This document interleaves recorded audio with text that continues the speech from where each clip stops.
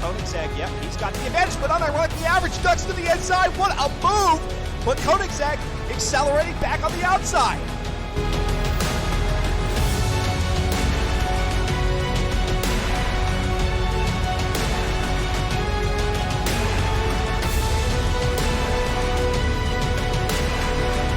And there goes Salty Bonkos to the inside. Bashing door panels, sparks flying, smoke spraying. The Butler is going to go wide. Salty Bonkos on the inside. They're a little bit off the pace, but now accelerating all 500 horsepower.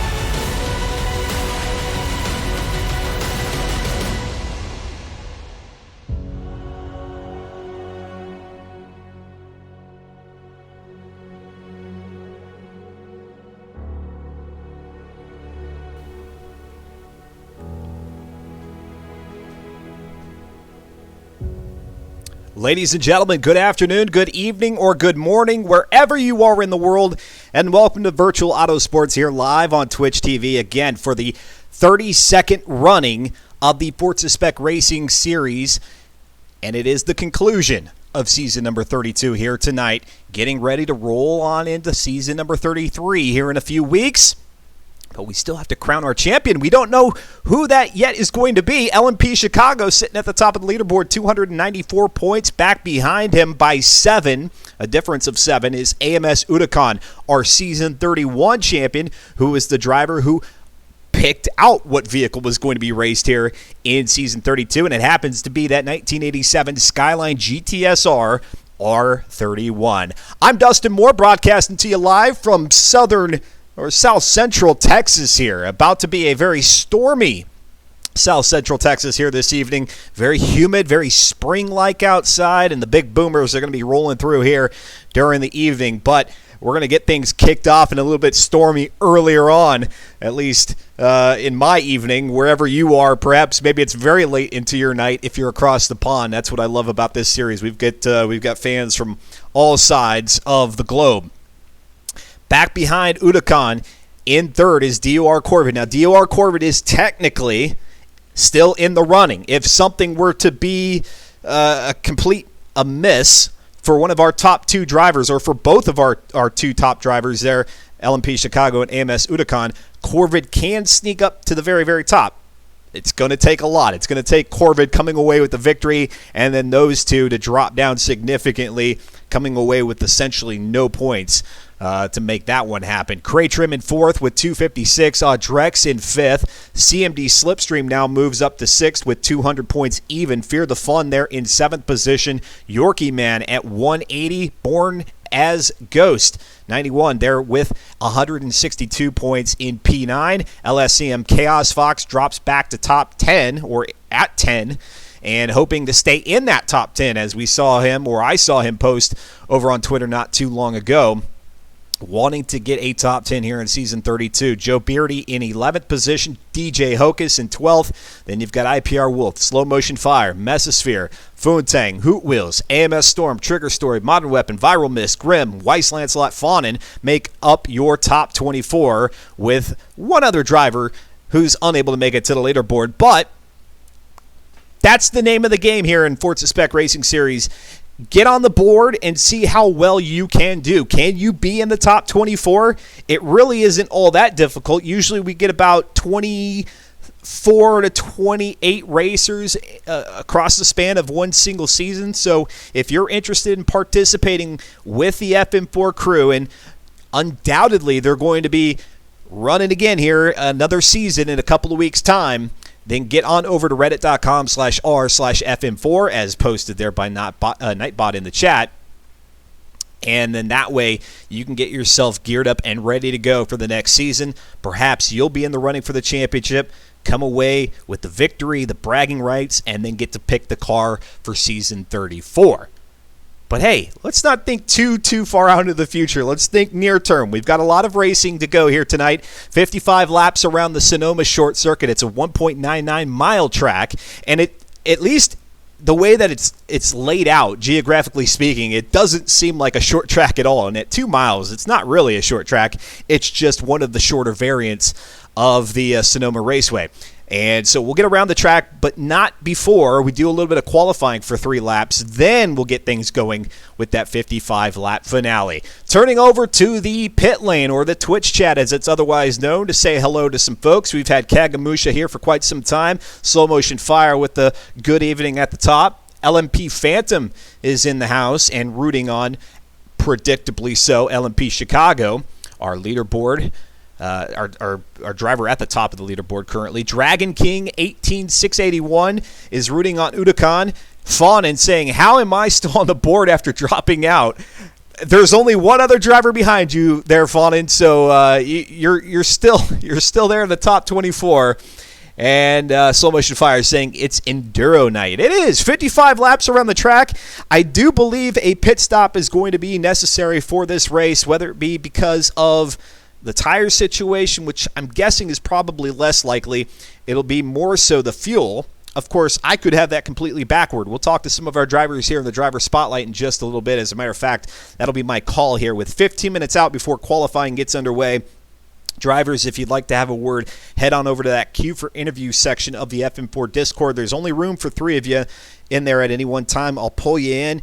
Anybody else who would want to hop in there, just wait for somebody else to be spat back out, and then you can hop in there as well. And we'd love to talk with you. That's one of the great things about the Forza Spec Racing Series is that none of these drivers, or a good chunk of them at least, I shouldn't say none of them because some of them are, but a good chunk of them are not shy. They're not bashful.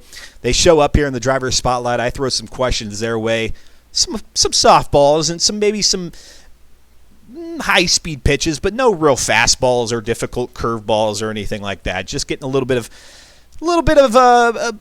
not so much a backstory, but a little bit more familiarization with the drivers, what they prefer in terms of their approach to the track, the car, the setup.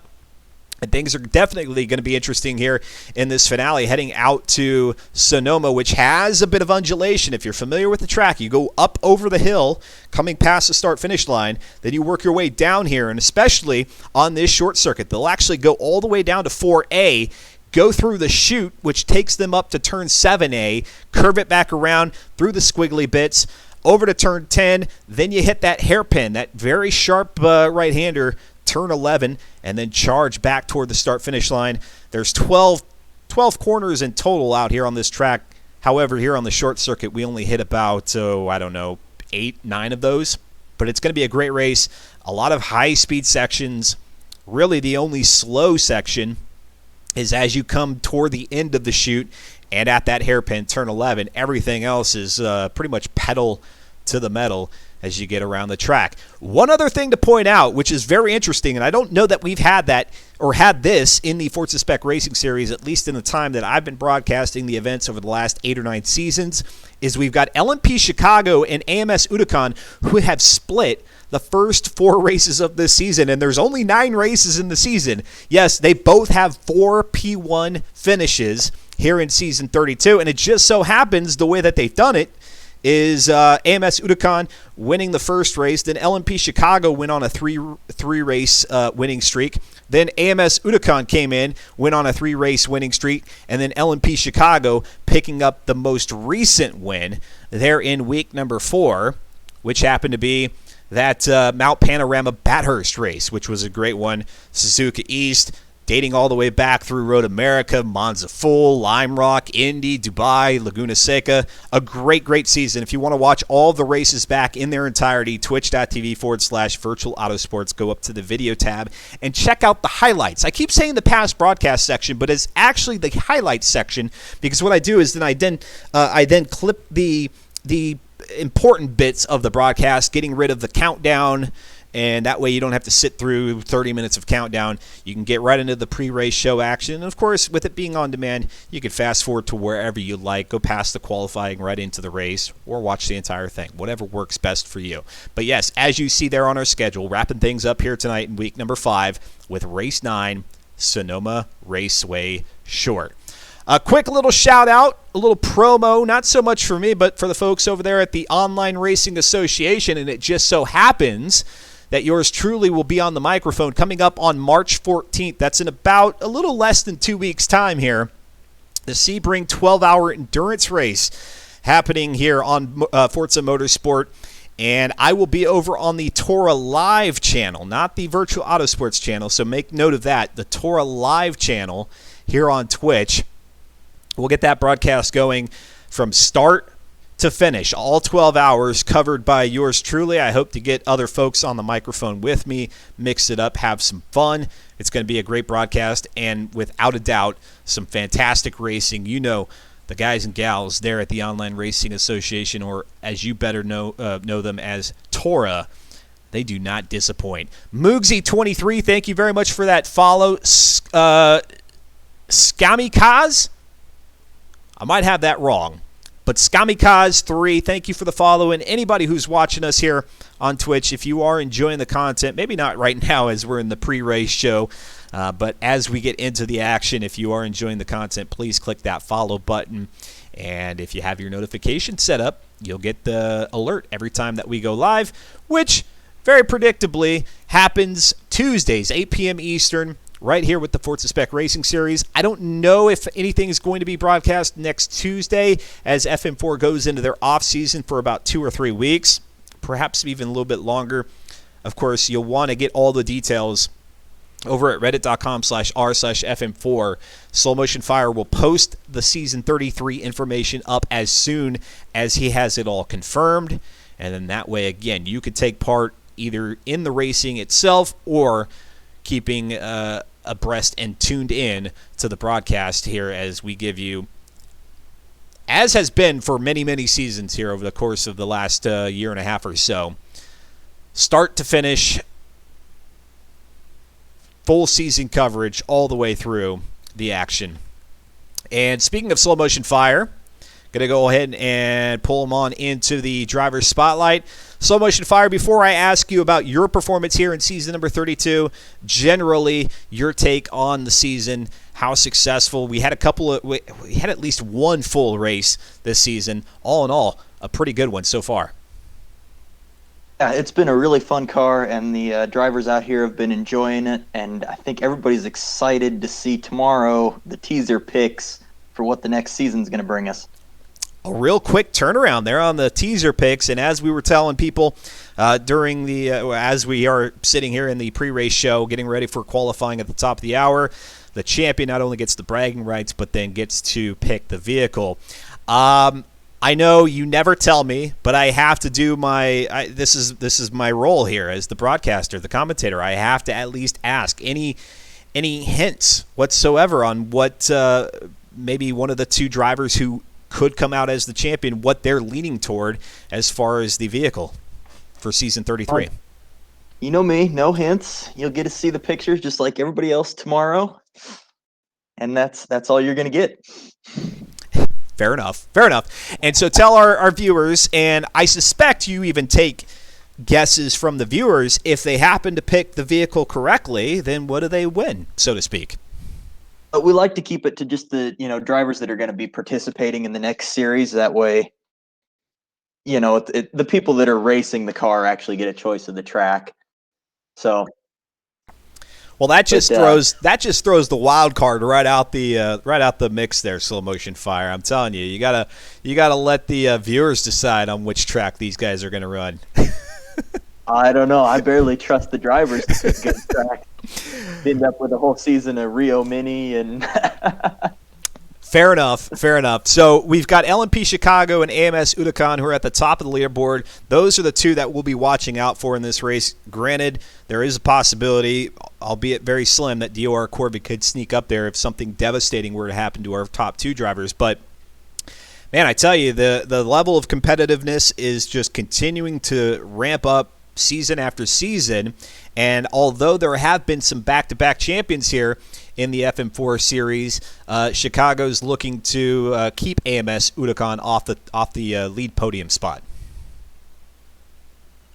Yeah, it's well, just like every season, there's always a pretty close battle there at the top, and it just depends who it is. We don't have very many repeat champions. I think CT is probably the most awarded champion here in FM4 with something like 8 or 9 championships.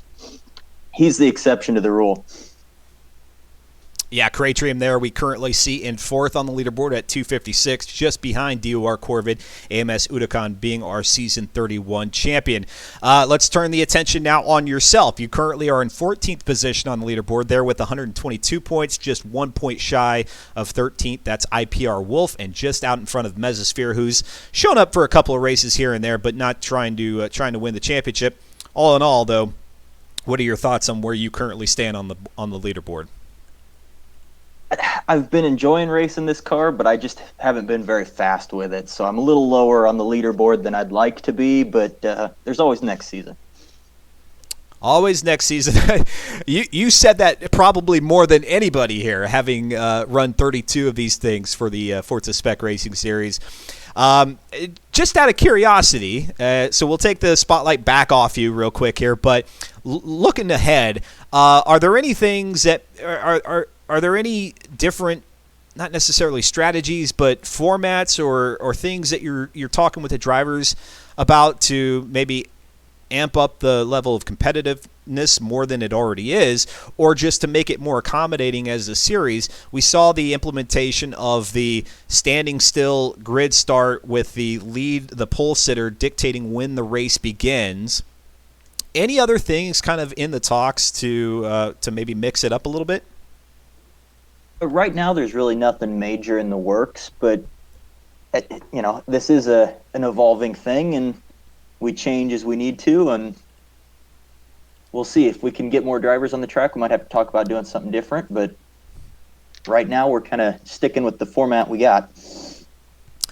Sticking with the formula that has worked. We're talking with Slow Motion Fire here in the driver's spotlight before we get ready for qualifying out at Sonoma. Slow Motion Fire, my last question for you, and it's really a chance for you to be the ambassador that you are for the series. We saw a lot of new names, which means quite a few of those orange number boards out there on the track, signifying drivers who are showing up for the first time. Hoping, or at least I am from my vantage point, I don't know about you, maybe to see more of these new names and new faces out here on the track, mixing it up and making things interesting. What's your call to anybody who's watching thinking, hey, this looks fun, Forza's been out for 2 years, but I'm ready to be a part of a league more than ever? We're always happy to have new people join us. I mean, really the only thing we ask is that you drive clean, and drivers of all skill level are welcome, and just don't take it too seriously. We treat this as kind of a beer league atmosphere, and we're just here to have fun on a Tuesday. Here to have fun on a Tuesday, and a lot of fun I sure have had every single Tuesday, which is why I just keep coming back. I can't stay away from the series. Slow Motion Fire, always a pleasure to chat with you. Perhaps we'll chat with you here at the end of the broadcast, but as I mentioned to our viewers, we'll go ahead and we're going to try to extend the broadcast here this evening all the way through the point at which Slow Motion Fire gets in there, updates the points. I really hate leaving the broadcast on this kind of a cliffhanger of our viewers. Yeah, sure, we kind of have an inclination of who's going to be the champion when all the points are tallied, but we never really definitively show that.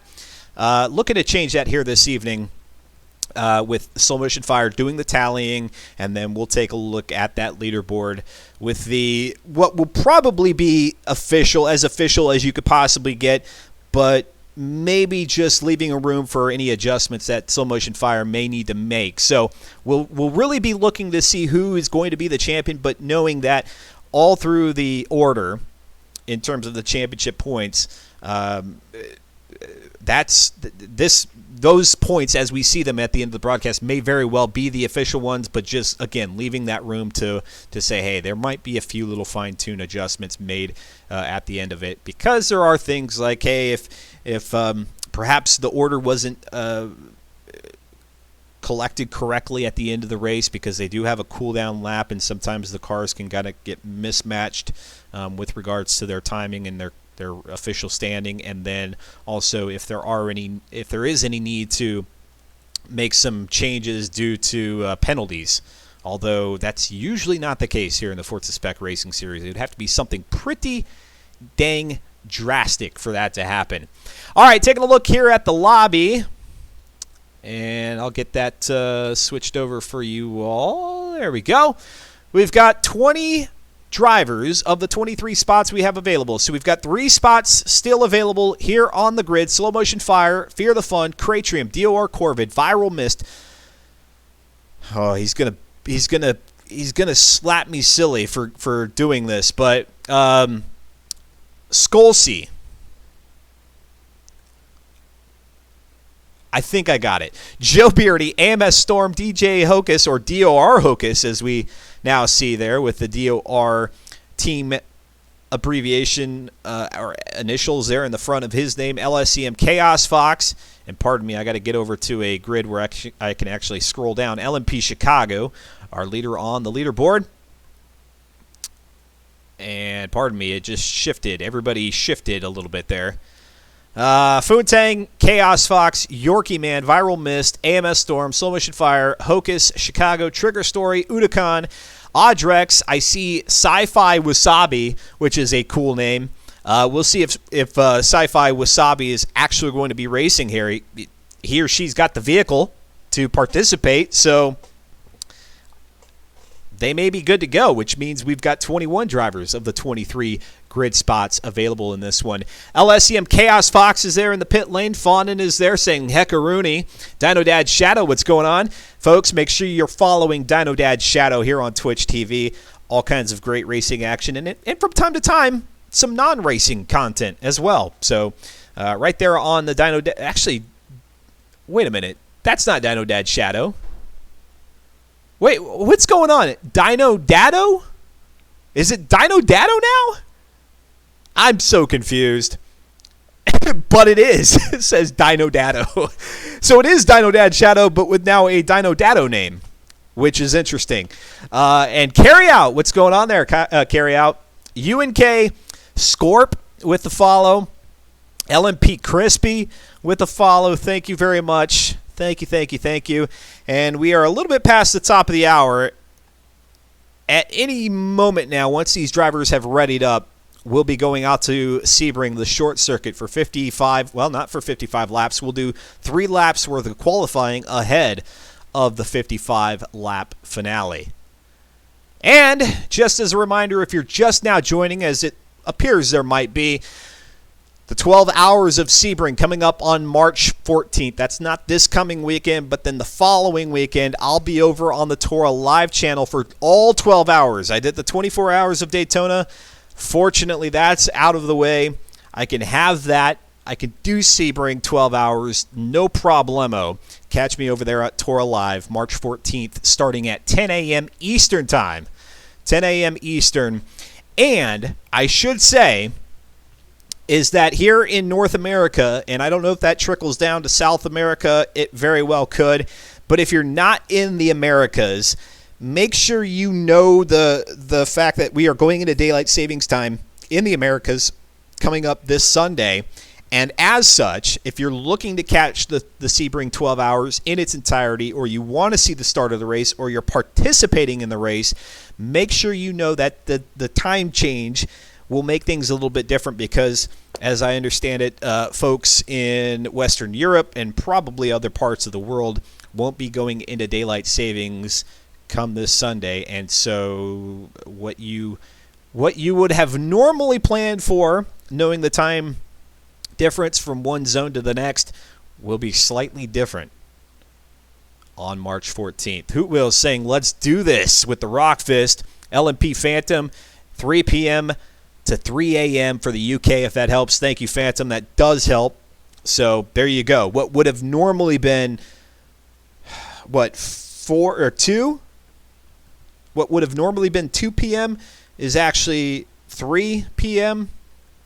because of the weirdness of the daylight savings. So again, just do the calculation for your respective time zone, knowing that 10 a.m.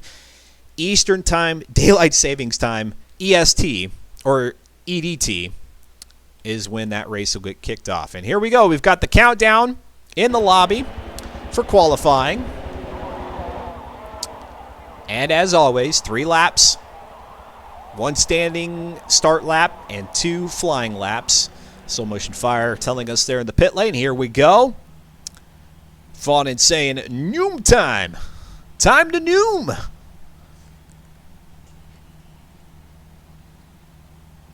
If you guys say so, whatever you all say works for me. All right, here we go. First off the line is going to be D.O.R. Hocus there with the Moobies livery. I love the liveries. If you're planning on racing with the Forza Spec Racing Series, know that you don't need to be an artiste to put a vehicle together, but just know that you should kind of dress it up as much as you can. And if that means using other vinyls and whatnot to put together your car to adorn it with all the fictitious sponsors and all that fun stuff, then make it happen. Put the greatest amount of time toward the tuning and testing of the car, but it'll be appreciated when the car looks good, especially for us here on the broadcast. And we'll throw some stats there in the bottom left-hand corner. We'll start registering some times as they get around the track, as they've already gotten around the first half, now coming in the last quarter of the Sonoma Short Circuit. Again, 1.99 miles, about 8 or 9 corners here as we do the short circuit, which takes you up to 4A, then on the chute, which is the backside. So we completely avoid the drag strip and then come back through the snaky bits toward the start-finish line. And there goes D.O.R. Hocus across the line with a time that wasn't discernible by me there in the bottom left. Fear the Fun now coming across with a 126. Well, that's going to be IPR Wolf now. And then here comes Cratrim, 125.218. As they continue to have cars come across the start-finish line, that will inevitably change. Hocus a little squirrely coming up off the top of the hill out of turn 3A. Let's go ahead and go to LMP Chicago. At the top of the leaderboard and currently at the back of the pack for qualifying. This is not a timed qualifying event. So LMP Chicago and even AMS Udakan doing exactly what I would do. Of course, I'm taking that from them. That's not them taking that from me at all. But I would be more toward the back of the pack for qualifying because it does allow you to get those other drivers out of your view so that you don't see those ghosted cars. Yes, they're ghosted, so you don't ever make contact with one another, but being able to see clearly into the apexes is key, at least for me, I would think. And being at the back of the pack just means that you can just take your time. Again, it's not a timed qualifying, so there's really no rush apart from once you've crossed that start-finish line. It's like, okay, let's set a quick time at this point. But if you've dispersed the traffic in front of you, then all the better. All the better. What's up there? Bats are cool, okay? Bats are cool, okay. I remember that Twitch tag when you followed not too long ago, and now here you are in the pit lane. Thanks for hanging out with us. Cratrim with a 121.701. And Cratrim currently 4th overall on the leaderboard. And we'll take a look at that leaderboard coming out of qualifying so you can see how things look coming into the final race of the season. Season 32 in an R31. The 1987 Skyline GTS-R. B600 class, 276 horsepower, 289 foot-pounds of torque. AMS Udakan now with the top time at a 121.399. Let's go to Cratrium, currently with the 3rd quickest time. You heard Slow Motion Fire talking there during our pre-race show countdown that Cratrium, probably the only driver who's gone back-to-back with season championships here in the series, and then I'm willing to put money down on the fact that he is the winningest racer in the series. What's up there, Flip Mode? Good to see you. Flip Mode wrapping up the American Iron series put on by Tora. Wrap that up not this past Thursday, but the previous Thursday, if I remember correctly. And Flip Mode, of course, one of the great personalities of the Forza Spec race, or not the Forza Spec Racing Series, the Forza Racing Championship. And you can hear Flip Mode, or Andy, as he's better known in the real world, over on YMTV and over on the Tora Live channel from time to time. The Dino Dado thing still is throwing me off. I don't know what to make of that. All right, qualifying is done out here at Sonoma. I'll save the Sebring talk for another week and a half. Drivers, it's your last chance before we roll into the finale to jump into the driver's spotlight. So you know what to do. Over to that queue for interview section there of the Discord. I'll pull you in and we'll have a word. And DOR Hocus with a 123.040. Fear the Fun with a 123.428. Sci-Fi Wasabi showing up for the first time in the Forza Spec Racing Series with a 125.469. Cratrim with a 121.701. That'll be our quickest time so far. Of course, we were only 4 drivers into the standing, or the race results here. IPR Wolf with a 122.914. Joe Beardy 123.521. Slow Motion Fire with a 122.966. Pretty quick time there by Slow. LSCM Chaos Fox with a 123.400. Slipstream 123.171. Trigger Story 126.058. Dior Corvid third overall on our leaderboard with a 122.211. Viral Mist a 125.117. Hoot Will, she comes in with a 122.876. Audrex with a 122.668. Skolsey 123.234. Yorkie Man with a 123.187. AMS Storm with a 121.838. AMS Storm a bit further back on the leaderboard entering the finale here on Season 32. That's not for a lack of try. Let me put it this way. A couple of disconnects have certainly not helped the cause for AMS Storm, which, as you might expect, when you have a couple of weeks where you get disconnects, it discourages you throughout the season. So AMS Storm showing up here to do the finale, but not really in the running for much there on the leaderboard. Foontang there with a 122 dirty. 122 dirty by Foontang, and that's going to put him at the very back of the pack. AMS Udakan with a 121.399. That'll put Udakan there on the front row next to LMP Chicago with the 121.209, and Grimm with a 127.002. That's your 21 drivers of the 23 spots available. And I'm double checking here with Cratrim. Yes, Cratrim will be on row number 2 there with a 121.701. All right, let's go over to our driver's spotlight. And I'm going to go ahead and pull in Hoot Wheels. Hoot Wheels entering the finale here, your first finale with the Forza Spec Racing Series, currently sitting in 17th position with 106 points. What are your hopes here for the evening? Honestly, I hope to remain consistent, keep my focus, and try to keep the car out of the grass, out of the walls, etc., etc. Ideally, finishing this race and finishing off the season, I would want to finish somewhere in 12th, somewhere around there.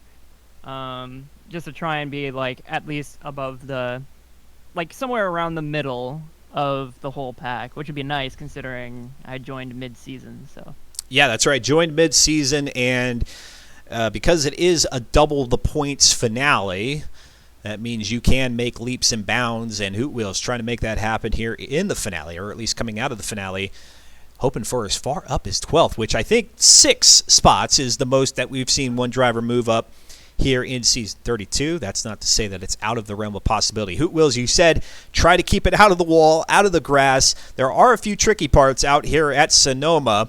The one that comes to mind for me is out of 3A at the top of the hill, and you start making your way down toward the chute. But is that the tricky part for you, or what area of this track is going to give you fits for 55 laps? I think the area that I'm struggling with the most is actually the backstretch going through all those chicanes there. Going up to 3A, you can almost like do a sort of Takumi kind of style strategy on that curb and kind of like hook your wheels into the curb and kind of pull you along. But on the all the undulations and the elevation changes on the back stretch with all those chicanes and whatnot, it's really hard to keep the car settled, and I find that it's kind of difficult to find a consistent line through there. Yeah, I'm right there with you. I find myself all over the place coming through those chicanes on the backside of the track. Heading out to Sonoma here again, like I mentioned, 55 laps, the short circuit. Tell us a little bit about maybe your approach to strategy without giving too much away. And by strategy, I mean the pit strategy. Are you going to do you have something that's already in mind in terms of what lap you want to go in, or do you kind of show up to the race and just play it by ear based on how things go and where you are in the field? Well, I do have a general idea of what I'm going to be doing for with regards to pit strategy. But I feel as though there is a large element of just playing it by ear and seeing how or when other people are pitting, and then trying to make the determination that way.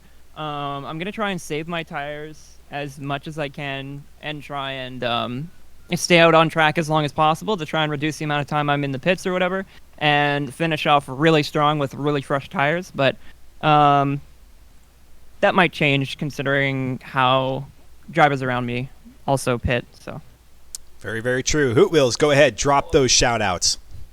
Yeah, absolutely. Another shout out to the Fun Poster Parliament. Y'all rock. Y'all are the reason why I keep doing fun stuff like this. Also shout out to the hot boys, the hot girls, whatever you want to say. Twitch.tv/Mr. Arrow HD. And yeah, I think that's it. Giving Mr. Arrow a little bit of love, yeah, right here on the Twitch channel. Hoot Wheels, it's been a pleasure chatting with you all throughout the season. We hope things end up the way you would like here in Season 32, looking for that top 12 finish. But even if that doesn't pan out, hope to see you in Season 33. Absolutely, I'll be here for day one, and I'll be looking for a top 5 finish on the season. Nice, already etching out the time, saying I'm going to be there. I'll be there for that race there in Season 33, race number 1. Let's go ahead now to LSEM Chaos Fox. Chaos Fox, you were posting over on Twitter that this wasn't necessarily the season, or it wasn't going the way that you had hoped. You still sit in P10 currently. I'm guessing maybe you'd like to have a few more jumps on the leaderboard if at all possible. This race, I'm definitely confident. I wasn't able to nail my personal best time from practice here, but I wasn't too far off. But I'm really confident that if my personal best time would have landed me between 7th and 5th, then I think I'm going to have a really good finish. As long as I stay consistent, keep my nose clean, I feel really good about this race. Talking with LSEM Chaos Fox here in the driver's spotlight again, as you see on the leaderboard, P10, looking for a few more spots, if at all possible, when it's all said and done. Chaos Fox, tell us your either love or hate relationship here with this car, and are you going to be sad to see it go after tonight's 55-lapper? I have mostly love for this car. It's a mechanical grip monster to the point where I'm still finding the limits of the handling on this car. It still surprises me. The downside to it is just the lack of power, and that's really it. But everything else about the car, it's so much fun to drive. You can just chuck it into any kind of turn, and it surprises me how well it grips. Even with a not so good suspension setup on it, they still handle very well. They're very forgiving. It's a great beginner car. For if this was your first season, I know there's a couple novice racers in this season, and this was like the perfect car for them. And I've seen a lot of improvement. Grimm is a perfect example. He's improved night and day since he first started. Yeah, it's amazing watching some of these drivers progress through the season, and I know you even had some of your own doubts about whether or not you continue racing in Forza Motorsport 7, but we've had you back here for the last couple of seasons. So you're in good position to close things out, again, in a top 10 spot here for Season 32, but are you already looking forward to Season 33? I definitely am. I'm really curious to see what car gets picked. I know I jokingly say a lot. I just love really weird, unusual cars that shouldn't be fast. Like, I keep hoping that the Crown Vic gets picked, but I gotta hope for something. I would love to see a Crown Vic in this series. That's the way you got to start campaigning for a car. That's the way to do it. Chaos Fox, great work there in qualifying. It looks like you're going to be about mid-pack back there with the likes of Fear the Fun, Joe Beardy, some of those drivers that you've been racing with. Best of luck to you. Any shout-outs here before you get ready for the 55 laps? Yeah, and that's my friend Lizzie, aka Hoot Wheels. I'm coming for you. There you go. I like it. Already setting the challenge, saying, hey, I'm coming for you, Hoot Wheels. Back. You're in my sights. And now let's go ahead and we'll get through. We've got two more drivers here in our driver spotlight. The next one up, IPR Wolf. And IPR Wolf, I've actually already jumped off of my post-race results or post-qualifying results. Where do you find yourself on the grid here as we get ready for Sonoma 55 laps? I was just behind Wheels, so if I recall, that's 7th, which I'm happy with. Nice. And you've had, you're currently 13th, so not that you've had an extreme amount of misfortune here in Season 32. I'm guessing if you're thinking about Season 33, it's probably in your mind that, hey, I can do much better, but you still have to close things out here in the Season 32 finale. Yeah. Dude. Early on, it was mainly just internet connections and just the lack of knowledge with these things that just really got me in the beginning. So, yeah, those disconnects can be very discouraging, but you've been hanging tight in there. I don't know. Give us your odds. What are the odds that you're putting on yourself for a top 10 finish overall here? Through the 9 races of Season 32. You've got this! Come on, you've got it! I know.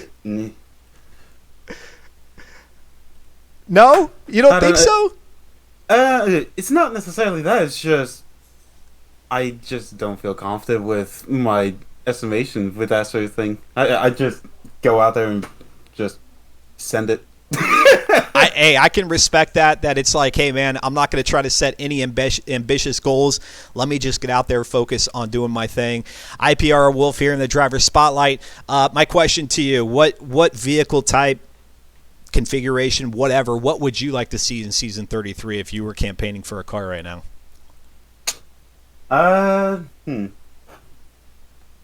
Probably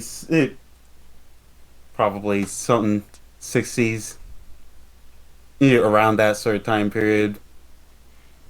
Okay, perhaps some old school American iron, like not unlike the Torah Championship season that just wrapped up a couple of weeks ago. IPR Wolf, great chatting with you all throughout the season here, and perhaps we'll see you at the finish line. Yeah, I hope so. Well, of course, we hope to see Wolf there at the finish line, but then also get a chance to hear from him. And now we'll turn our attention to our last driver here in the driver's spotlight, who just happens to be sitting atop of the leaderboard with 294 points, 7 points out in front of AMS Udakan. Chicago, you've got a tall task here for this final race of the season to keep Udakan from going back-to-back. How are you feeling? I'm actually not feeling very confident because the car combo with the track isn't necessarily a good one for my driving style. The car's kind of inconsistent, but I was probably a few tenths off of the best lap time that I could do in this car during qualifying, but it got me pole, so I do have that advantage off the grid start. LMP Chicago, who split the 8 races with Udakan throughout Season 32 so far, so four wins each. Again, 7 points out in front of Udakan. who picked the vehicle for this season. If you win, you get a chance to pick the car for season 33. Is there any vehicle that you're eyeing that maybe you can give a hint to? Oh, I'm not giving any hints. It'll be a surprise, like it's always been. Slow Motion Fire's got that do not disclose order slapped on you. I can appreciate that. LMP Chicago here. I know quickly you guys want to get to racing, but tell us maybe a little bit about the strategy without giving too much of your approach away. But what's it going to be here in this race? Is it going to be tires or fuel that depletes first, and what does that do to your strategy? For me, it's just go until the tires give up, because this car's very good on gas, and just to see if anyone behind me is going to extend the gap or extend their stints that they do. Because if you do pit before a few people, then you could get a jump in the pits. All right, Chicago. Well, you've got Phantom here in the pit lane. Anybody you want to say hello to, and any shout-outs before we get racing? Just shout out to LMP for actually getting me up to here and to actually be racing in the series with the pace that I have. Awesome. Well, LMP Chicago getting ready to make it happen, or try to make it happen here. Season 32, the final race, the ninth and final race, going to be squaring up here at 1.99 miles of Sonoma Short Track. We're getting ready in the 1987 Nissan Skyline GTSR. Again, it's B600 class, as you could tell from the lobby there. 276 horsepower, 289 foot-pounds of torque, 2,685 pounds of curb weight. We did go a little bit long there on the interviews, but this being the last race, we'll hop in there, and this one will probably take us all the way to the next hour. Here, and then we'll bring everything back after the finish line, after everything is all said and done, and we'll talk to some of our drivers. And in that meantime, Slow Motion Fire will be putting the points together, and hopefully we'll be able to bring that to you here at the end of the broadcast so that we know with most certainty who is the champion, and generally where everybody else is on the leaderboard, barring a few little adjustments a bit later on. But for the most part here in this series, the drivers race cleanly, no need to assess any penalties. And that being said, where we see the leaderboard standing here after those final points are tallied, it's likely where everybody's going to be here in season number 32, taking into account the drop week. And that's really why it's hard to say where everybody's going to be. You can jump a good chunk of spots here on the leaderboard, because if you had a race earlier on in the season which happens to be worse than the one that you're racing here, then they'll drop that week and get a few more points to your name. So that's the beauty of the Forza Spec Racing Series, which is very much in line with a lot of the community-run events across the Forza community, because there's that understanding that it's difficult for everybody to make every single week of racing. There's 5 weeks of racing here in the Forza Spec Racing Series. So if you participate with them and you know that without the shadow of a doubt there's going to be a week that you're not going to be there and present, well, just know that that'll be your drop week. And then just come out here and churn and burn for 4 more and see how many points you could put up. Reddit.com/r/FM4. As Slow Motion Fire told us a little bit earlier before qualifying, looks to get the teaser photos up tomorrow, which is a pretty quick turnaround. And it looks like they are working to get LMP Chicago back into the lobby here. And it appears that he is now in there. And as soon as he's loaded up and ready, I'm sure we'll see the countdown. But yes, if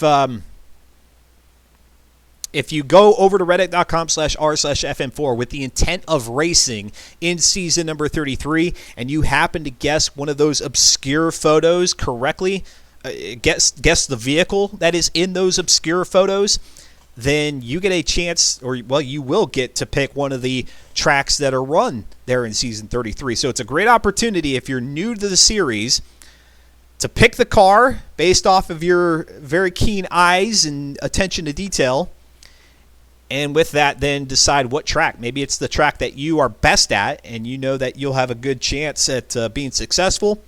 Throw that track into the mix, and then we'll have 9 of those races for Season 33. The slate wiped clean. Everybody starting with 0 points each and every season. And even though there is the amateur number board, that just really alerts everybody else on the track. But there really isn't a division, so to speak, out here. Everybody is running for the same championship points, hoping to be at the top of the leaderboard after 9 races, 5 weeks of racing. Tuesdays, 8 p.m. Eastern, and you can catch all the action live here on Virtual Auto Sports. All right, so we're just getting ready, and as a reminder, this went into effect in Season 31, but we'll get out to the racetrack. All the drivers will be standing still on the grid until our pole sitter, LMP Chicago, decides to pull away from the line. Once Chicago shows the slightest bit of movement, everybody else is free to depart. Gives us a chance as the spectators to see the action as it's happening without missing the start. It's a known issue in Forza Motorsport 7. And then also to get ourselves all oriented with who is where, we see Hoot Wheels there in 7th position and the grid out in front of her. LMP Chicago is going to dictate the start, which happens to be obscured there by our track map. And now they are underway. 55 laps. Kick the tires and light the fires. The Forza Spec Racing Series, season number 32, underway for the final time in the 1987 GTSR. Here they come out of turn number 2, up toward 3, then 3A, to the top of the hill, the highest point of elevation here at Sonoma. Then it's downhill toward 4A and the chute. Here comes LMP Chicago kicking the back end of the skyline out. And here comes Unicon already going to try to make a move to the inside. They're going to go side by side through the chute. Now into the next right-hander, 7A, kind of. Or actually, it is 7A. And now Cratrium is going to get in the mix here for a top spot. AMS Unicon out in front. Not for long, though, as Cratrium gets out in front of there and through the S's. It's going to be Cratrium, Unicon, and back behind him in 3rd position is AMS Storm. Then Chicago dropping back to 4th. Corvid in 5th. Hoot Wheels in 6th. Audrex is 7th. IPR Wolf in 8th position. Slipstream and Slow Motion Fire are your top 10.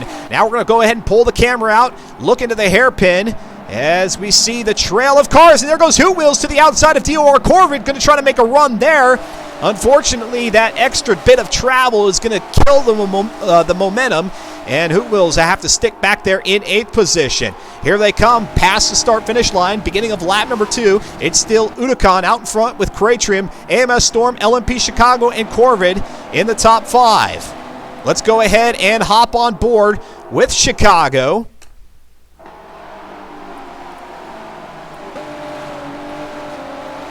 Who fell back going into 7A, coming out of the chute. And there goes Cratrium. Cratrium's off into the grass, and now Chicago to the inside of Corvid. Gets up onto the driver's side door panel. A little bit of bashing there, and Corvid returns the favor. Puts the front right quarter panel into the side of Chicago's car, and now off they'll go, 2 and 3 respectively. And that's just going to allow Unicon to take off. Unicon, who's hoping to pull off a back-to-back championship here, Season 32, coming off the win in Season 31.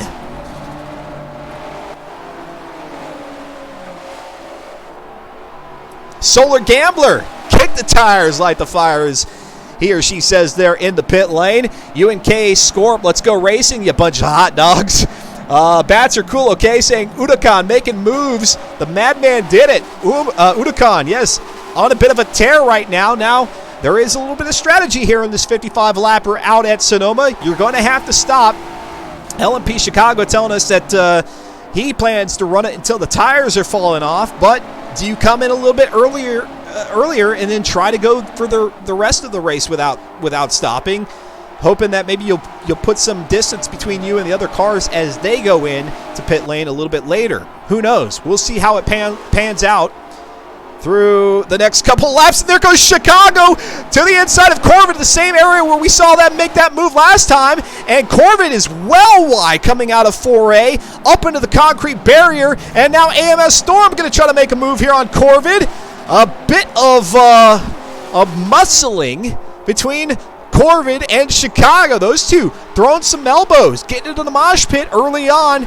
Lap number 3 here in the Forza Spec Racing Series season number 32 finale. Chicago is going to lead them now through the S's as AMS Unicon enters the hairpin. You see the brake lamps way out in front there. About a 5-6 second lead, maybe even more there for Unicon, and he continues to pour it on. There goes Hoot Wheels to the inside, getting sideways into Audrex. Audrex off into the tire wall, and unfortunately, I didn't catch what else had happened there, but let's see if we can't get our virtual Autosport instant replay to show us exactly that as they came into turn number 11.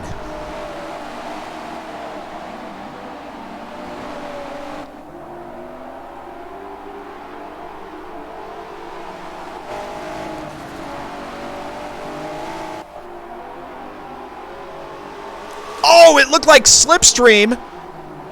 I said Hoot Wheels getting into the side of Audrex, but what had happened was Slipstream came into turn number 11 way too hot, slammed right into the side of Hoot Wheels, it looked like, and then Hoot Wheels, as a result, the domino effect in play, getting into Audrex. A racing incident, at least between those two. Not sure entirely what happened to Slipstream, just losing sight of the braking point.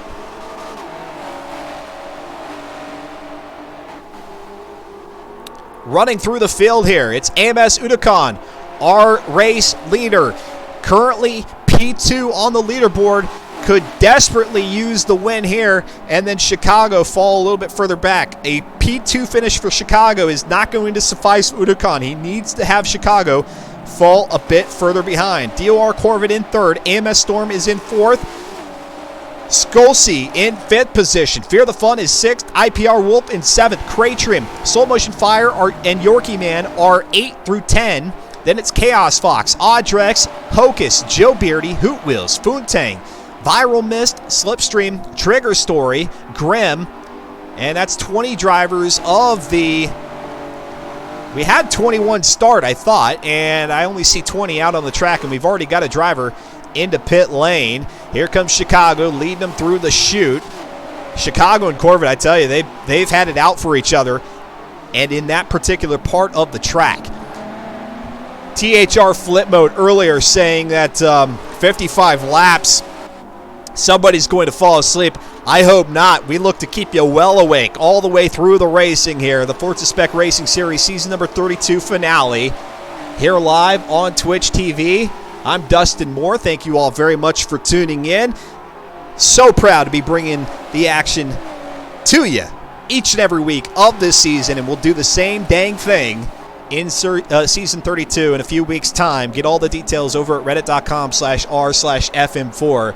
You don't want to miss it. Either be a part of the racing or join us here on Twitch and in the pit lane or the Twitch chat as we know it. And let us know. Let us know what you think of the racing. Give us your predictions. What do you think?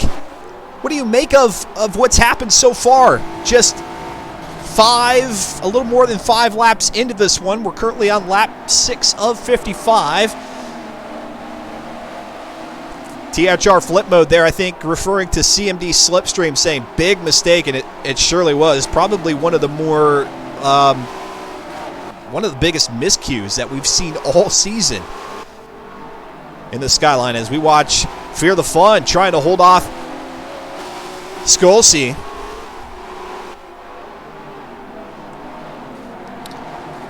Scorp saying, unfortunate to see Hoot Wheels taken out early in this one. And Hoot Wheels was the driver. She was the one in pit lane, going to be back there in 20th position. Now, not all is lost for Hoot Wheels. That's the one pit stop that you got to make here in this final race. Now, will the tires hold all the way through to the end? That really is the question now at this point for Hoot Wheels. We'll see how far she's able to make it back up through the field through the remainder of this one. Out in front, it's still Udakan, who's now losing distance. Chicago closing in. Corvette in third. AMS Storm in fourth. We're still hanging out with 7th position IPR Wolf, who has Cratrium, Slow Motion Fire, and Yorkie Man. Back behind him, we see Skolsey and Fear the Fun there, as they're going to exchange a couple positions. Fear the Fun now dropping back to 6th. Way past future Point On Media. Thank you for those follows. I must be doing something right, yeah?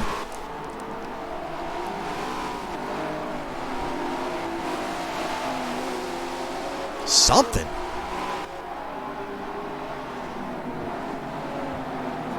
IPR Wolf closing in on Fear the Fun. Fear the Fun came into this race in 7th position.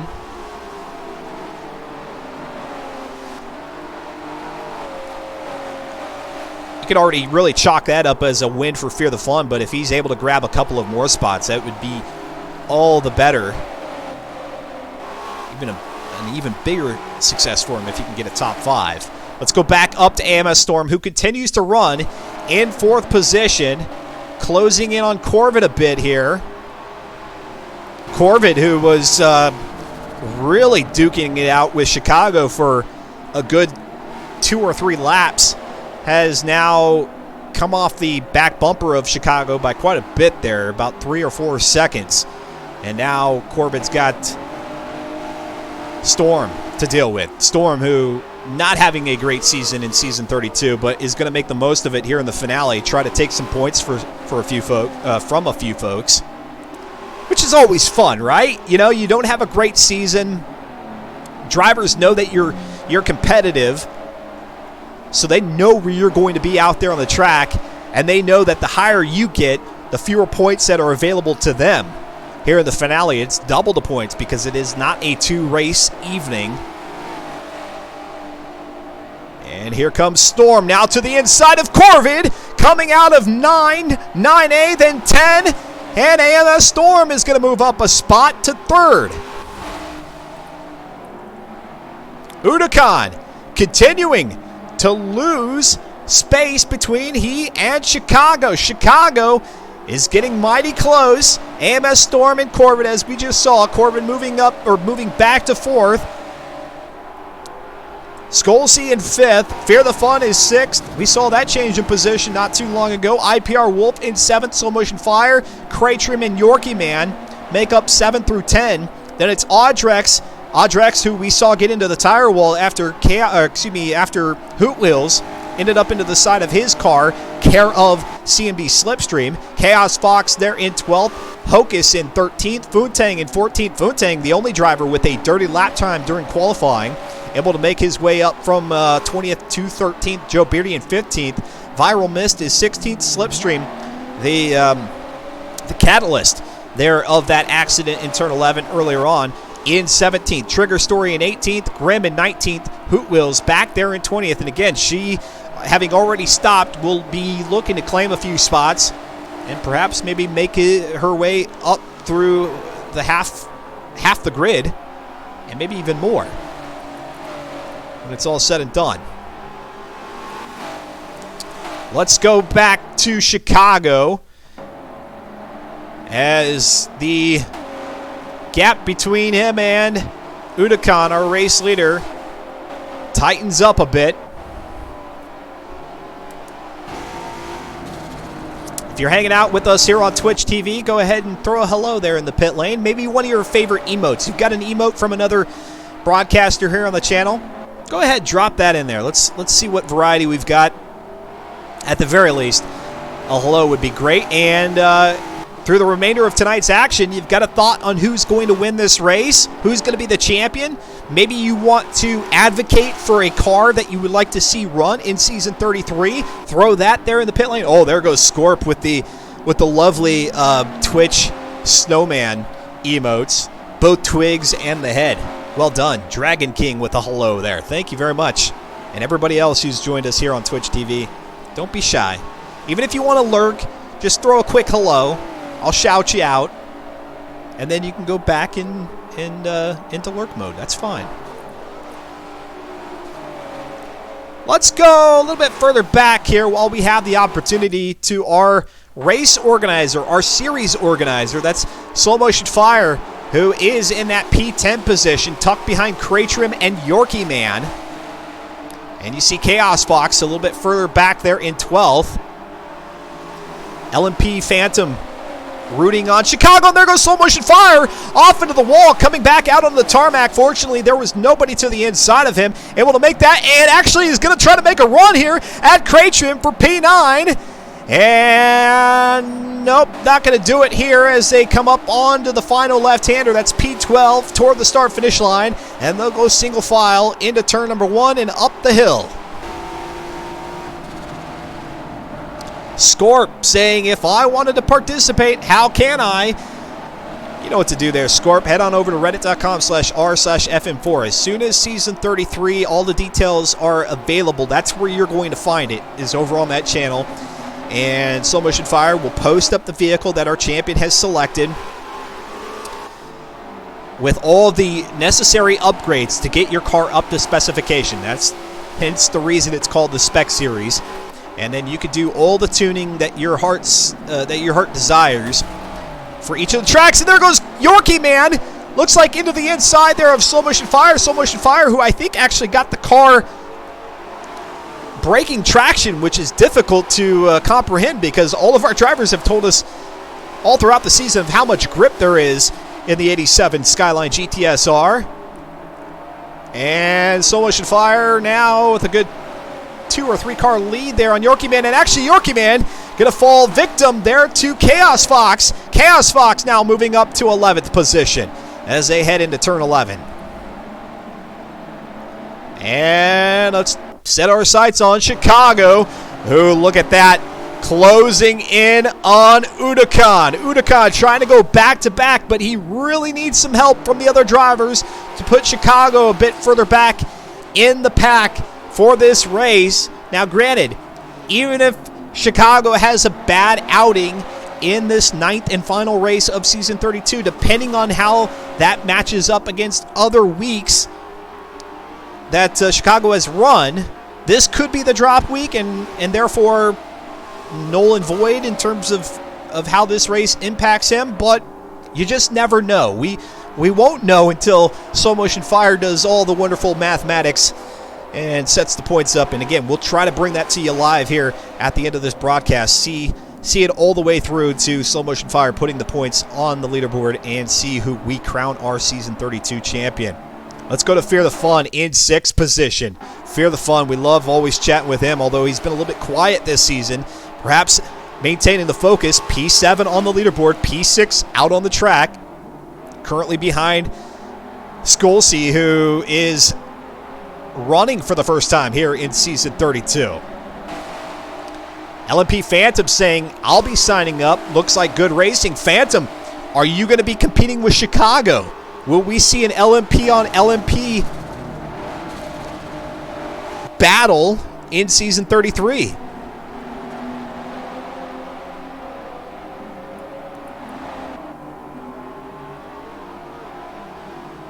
We've got great racing all through the field. Let's go to 14th position. It's Joe Beardy, a name that I really want to see do much, much better in forthcoming seasons. Joe Beardy has had some strong races and then some drives that haven't been so good at all. Right now in 14th position out in front of DOR Hocus. Contesting here for P13, that's Foontang. A lot of racing left, says Solar Gambler. Yes, lots and lots of racing. I think we've only seen one pit stop, that being from Hoot Wheels. So a lot of racing, a lot of pit strategy to unfold. And now back up to second with LMP Chicago, who is now on the back bumper of Udakan as they come up to 3A. You see that car, it gets unsettled there at the top of the hill. Then they quickly gather its composure, get it back on track for 4A, through the chute, side by side, then Udakan closing the door. Chicago's going to have to find another way. And maybe you don't even try to make a pass if you're Chicago. Maybe at this point you're just happy that you're back on the rear bumper of Storm, and now you just pour on the pressure. I don't know. We'll see. Depending on how this race goes, we can ask Chicago at the end of the race in our post-event interviews what really was his position once he got to this point here on lap number 14, getting ready to trigger lap 15. And now the back markers going to start coming into play. Grimm back there in 20th position. Here they go up the hill. What's Grimm going to do? He's going to go to the outside. Wisely picked there. Here comes Chicago to the inside of him. Able to get by. Uneventful. Solar Gambler there in the pit lane saying, good work, Foon. Keep moving up. And look at that. Hoot has already recovered 2 places. Just keep locking it up. And that's really, you have one of those events that is out of your control early on in the race, but how can you turn that around? That's really the more magnificent story to be told. Yeah, it's great when you can have an astounding race from start to finish. But if you can come back from a bit of adversity, and again, something that was out of your control and turn that around, that's always a really fun story to tell. And here comes Udakan, who's got to be feeling the pressure. And there he goes. It looks like very, very close to 4 wheels off into the grass, coming through 9A into T10. And now here comes Chicago to the inside through the hairpin. Chicago's going to make the pass. Our driver at the top of the leaderboard here in season 32 is now going to lead them back toward the start-finish line for the beginning of lap 16. Actually, they're going to be side by side. Down the stretch they come into turn number 1. Chicago to the outside. He's going to be to the inside now into 2.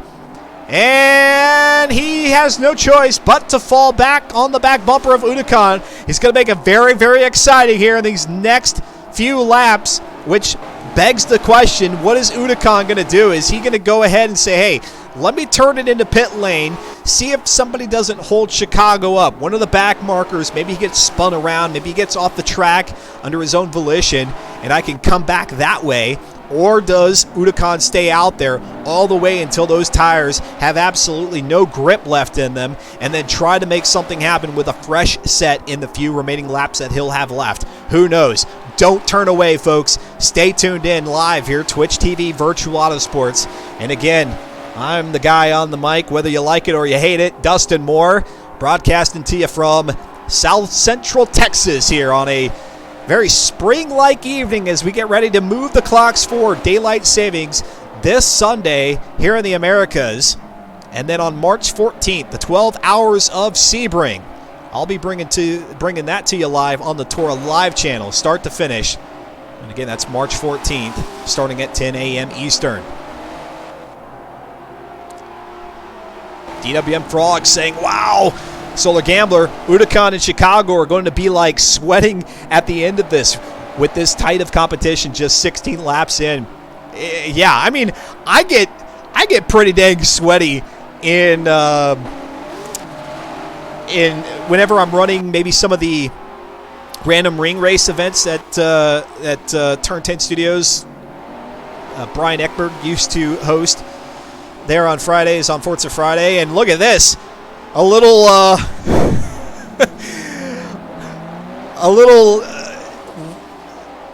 well, I don't know what to call it, really, apart from the fact that Chicago and Udakan taking some odd lines coming out of 4A through the chute there, as Udakan making the one defensive maneuver to hold Chicago up, and that's all it took for him to put a car and a half length of separation back between them, and now Chicago is going to come roaring back through, getting 3 wheels that look like up onto the curbing and the grass coming out of T10. Into the hairpin they go, and if you're not familiar with Sonoma, the pit entry is to the left side as you're approaching the hairpin of turn 11. And so you don't even compete through T11 before going into the pit lane.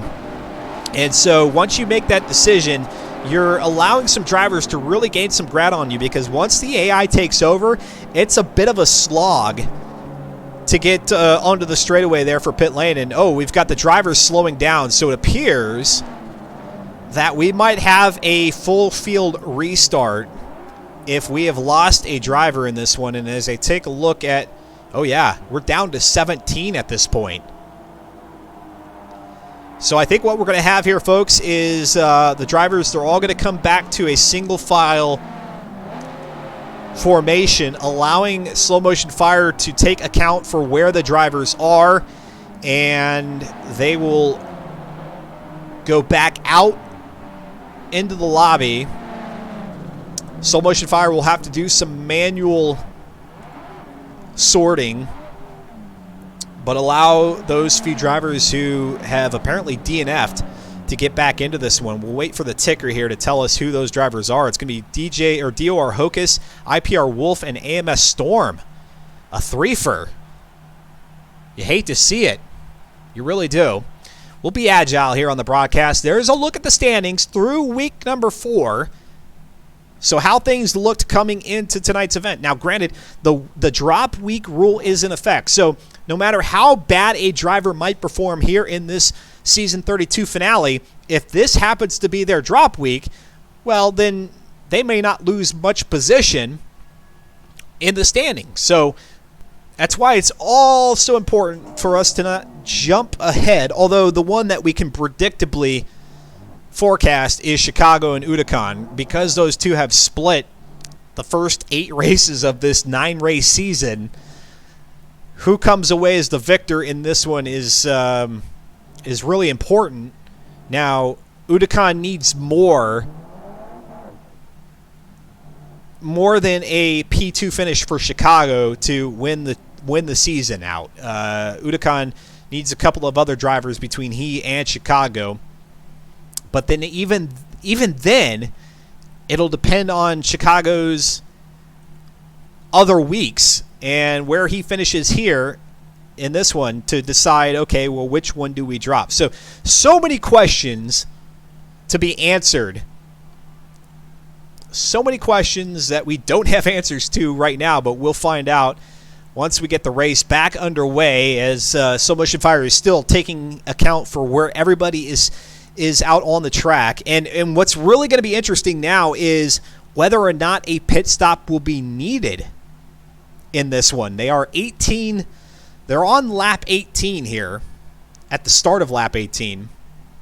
So we'll have to see if they even need to stop at this point, or if they can push those tires all the way to the edge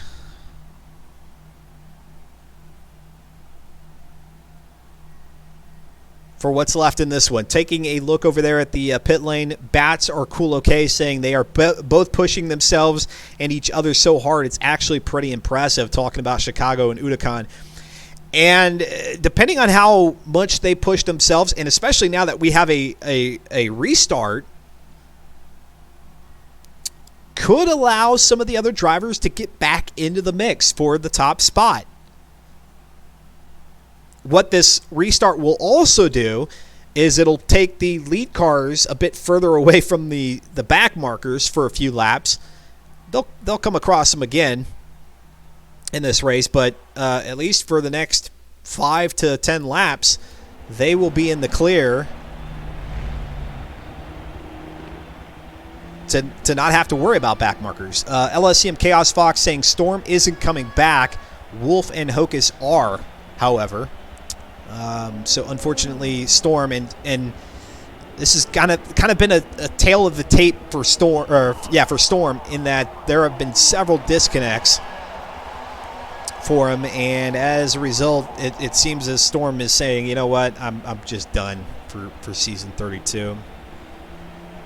He's got a bad connection. Yeah, that's too bad. It really is. In the virtual world, really all we can say is that is a equivalent to a mechanical issue with a car. That's really the only way we could chalk it up.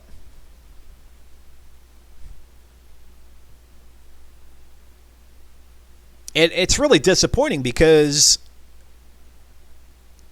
unlike a mechanical issue where there's still a chance that you can get back into the race, a bad connection, it's bound to crop up again.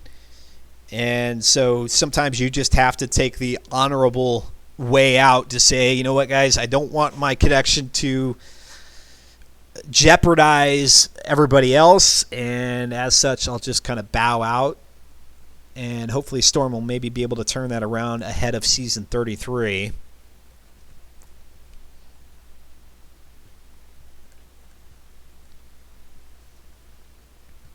And then be back here and competing, because Storm is a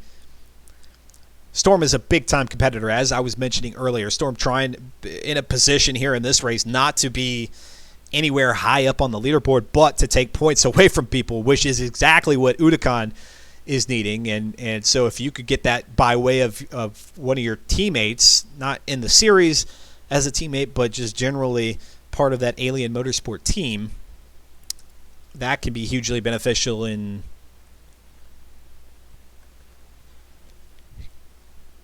making a run at the championship. It's going to be set at 39 laps, as you can see there on the screen, 39 laps. So all the drivers, they'll get readied up here, which should happen pretty quickly.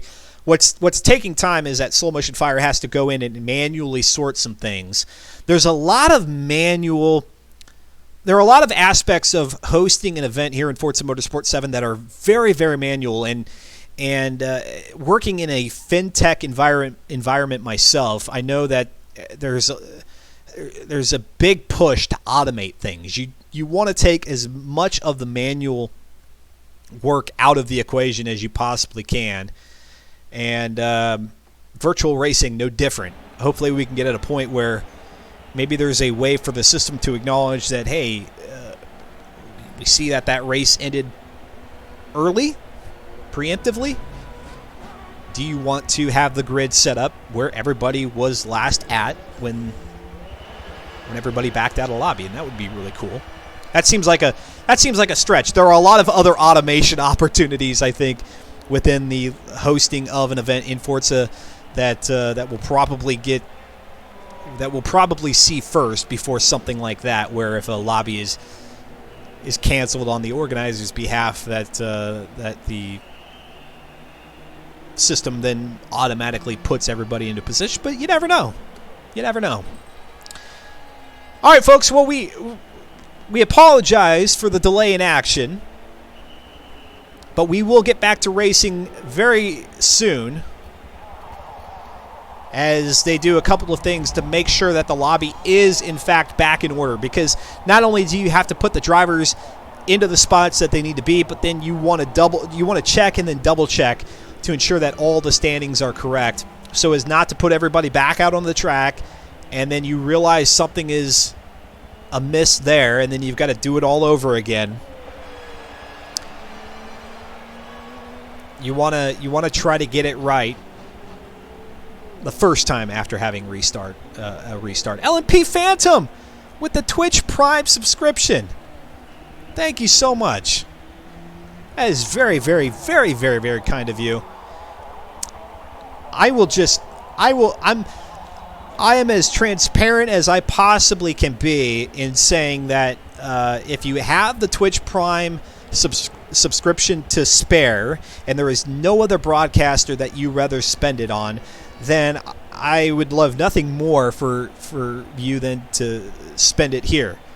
That being said, I only broadcast on Tuesdays, and only on Tuesdays in which the Forza Spec Racing Series is running. So if you do have another caster that you would love to show your appreciation for, I would encourage you to save that Twitch Prime sub for them.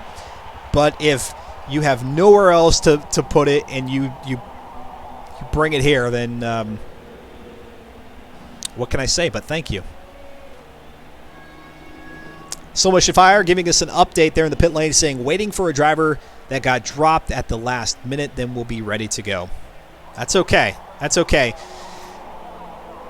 And here we go. We've got the countdown. So that was a pretty quick turn, and we've got 20 drivers back out on the grid.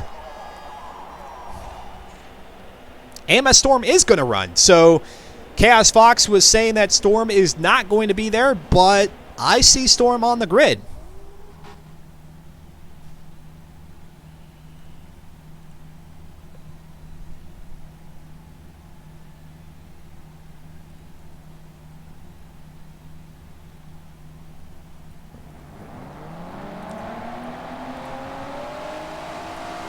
Same setup as the normal start of the race. The pole sitter will dictate when the race begins. That being AMS Udakan being recorded as the leader coming off of our first 18 laps. And now here we go. We'll start. Actually, it'll be 38, not 39. It'll be 38 laps. That last one being a cool-down lap. And we are underway, kicking the tires and lighting the fires for the second time here in the season number 32 finale, race number 9, week 5 of the Forza Spec Racing Series, live on Twitch TV, Virtual Autosports. It's Udakan leading the pack up the hill. Chicago back behind him. Fear the Fun up to 3rd position. What a charge here by Fear. Audrex in 4th. Skolsey in 5th, Cratrim, Soul Motion Fire, Yorkie Man, Joe Beardy, Chaos Fox are P6 through 10th. Fear the Fun is going to be Magic Man here a little bit. Quickly up into the top 3. We'll see if he's going to be able to hold on to it as they come roaring through the chicanes. 9 and 10 up to the hairpin. And again, because of that restart and with 38 laps of racing to go, we'll see if any of these drivers actually need to go into pit lane.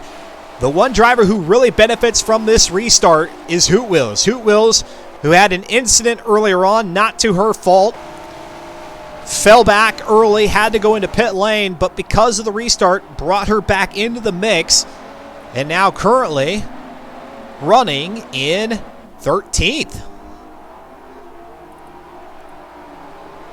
Definitely benefiting from the restart. Here they come, back out of 3A for the second time here after the restart into 4A, and then the chute. Udakan, and we saw that move a little bit earlier. He slide you jumping toward the inside there through the chute, and now cuts it through 7A up to 8. The headlamps are a-beaming here on a very cloudy day. These aren't the most attractive conditions here at Sonoma. As a matter of fact, the one that I really love is more of like I don't know if it's dawn or dusk, but you've got the hue of the oranges and purples with the sun low on the horizon. And here comes Chicago to the inside of Udakan, and then Chicago on the exit of turn 11 up into the wall. And it looked like he was going to close the door, but then noticed that Udakan was still there. Had to give Udakan room on the outside. And now they'll be single file. Chicago out in front in this race for not necessarily the first time. Chicago was up there for a little bit. Then Udakan quickly reclaimed it. Now to the inside goes Udakan, up onto the driver's side door panel, and now they'll be side by side. Chicago with the advantage by a little bit of a nose there, and Udakan's going to do it again. Throwing elbows into Chicago. Udakan reclaiming P1. Oh my, they are feisty here tonight. And wouldn't you know it, back there in 3rd, it is Fear the Fun closing in. Audrex in 4th. Skolsey in 5th. Cratrim is 6th. Corvid has fallen all the way back to 7th position. And out through the S's they go. Oh my, folks, this is going to be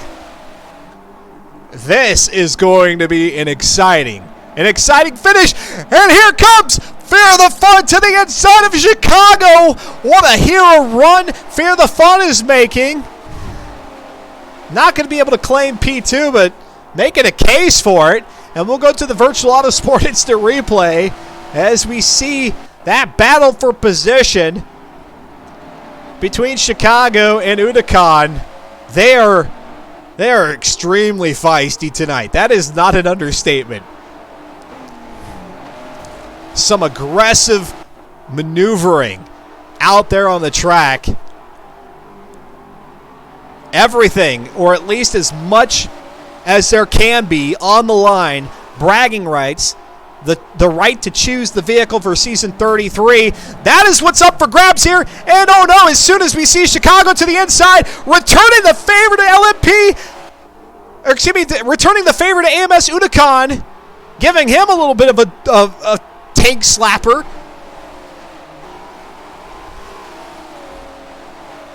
And Fear the Fun's off into the dirt. Fear the Fun momentarily there with the timing, claiming P2.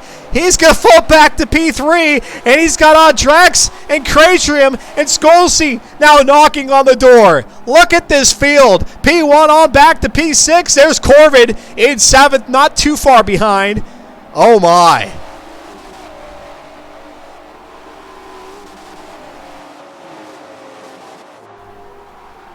Insanity. And I might be running back the same old, yeah, I am, the same old instant replay. I thought I had another one queued up there. And now Unicon establishing a 5-car separation. And Fear the Fun, he's going to go ahead and mow the grass. Able to get back out on the racing surface. And nearly clipping the tire barrier. Fear the Fun is pushing it as if it were the last lap. Bats are cool, okay, and Solar Gambler there in the pit lane rooting on Hoot Wheels. Hoot Wheels, as soon as we get a chance to go put the camera on her, currently in 11th. We just have too much action out here in front to pull away. My, oh my. Oh, and we've got DJ Hocus and Grim, who are going to be on the infield here at T11. And oh no, we've got more.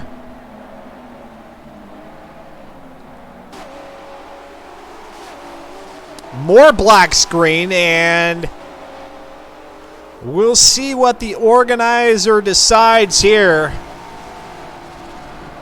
Yikes.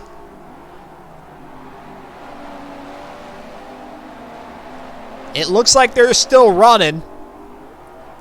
Let's run through the order. It's Unicon, Chicago, Skolsey, Audrex, Kratrium, Corvid, Yorkie Man, Slow Motion Fire, Joe Beardy, and Hoot Wheels, which means that Fear the Fun is one of the casualties to the DNF. AMS Storm in 11th, Chaos Fox, IPR Wolf, Trigger Story, Viral Mist, Slipstream, Hocus, Grim are 18. That's Fear the Fun and Futang, who are now DNF'd. Oh, man. Fear the Fun was having such a run up there in 3rd.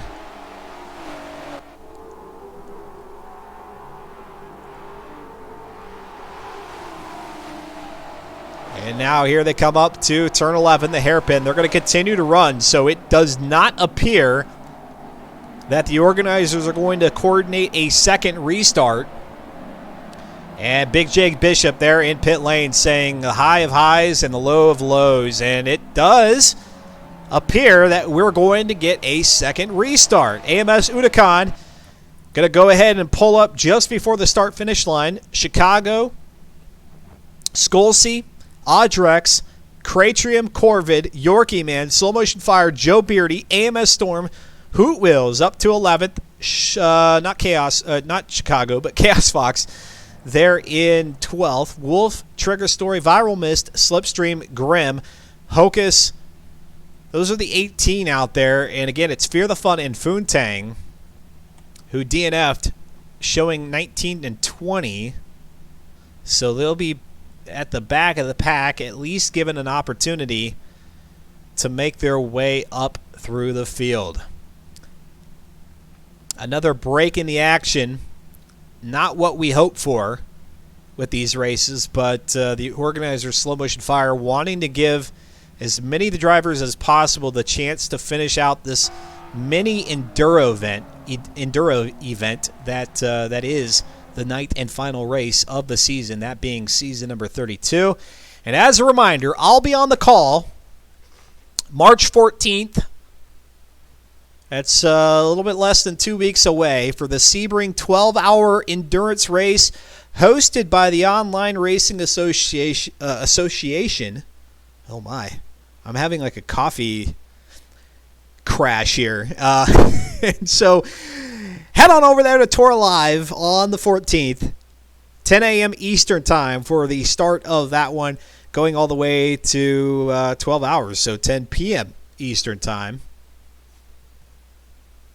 It's going to be a blast. We'll have 6 stints, 2 hours each.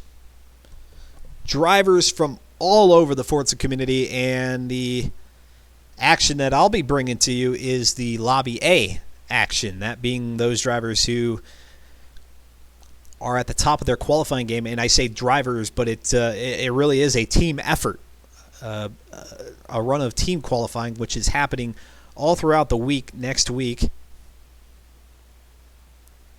Nemesis saying, keep it together, Dustin. No ODing on caffeine.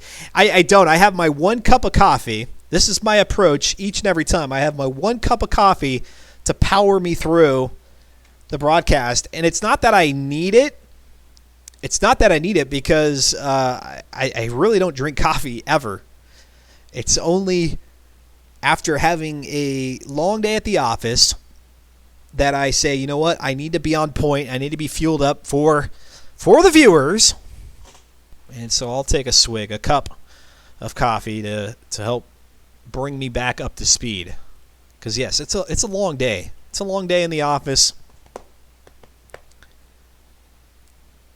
But I like to be on my A game for the broadcast. I don't want THR flip mode earlier there in the pit lane saying 55 laps. Oh my gosh.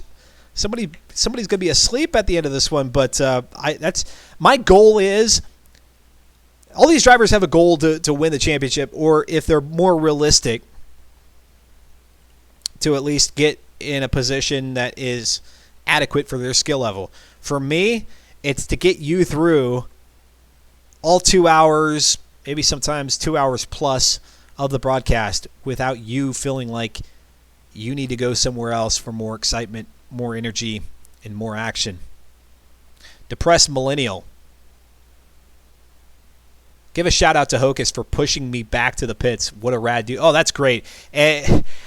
We've had that happen on several accounts here on Virtual Autosports, not only in the Forza Spec Racing Series, but then also in some of the Mileage Masters events that I used to host, some of the 2.5-hour races that I put on. One that comes to mind is the 2.5 hour, the 2.5 hours of Nürburgring.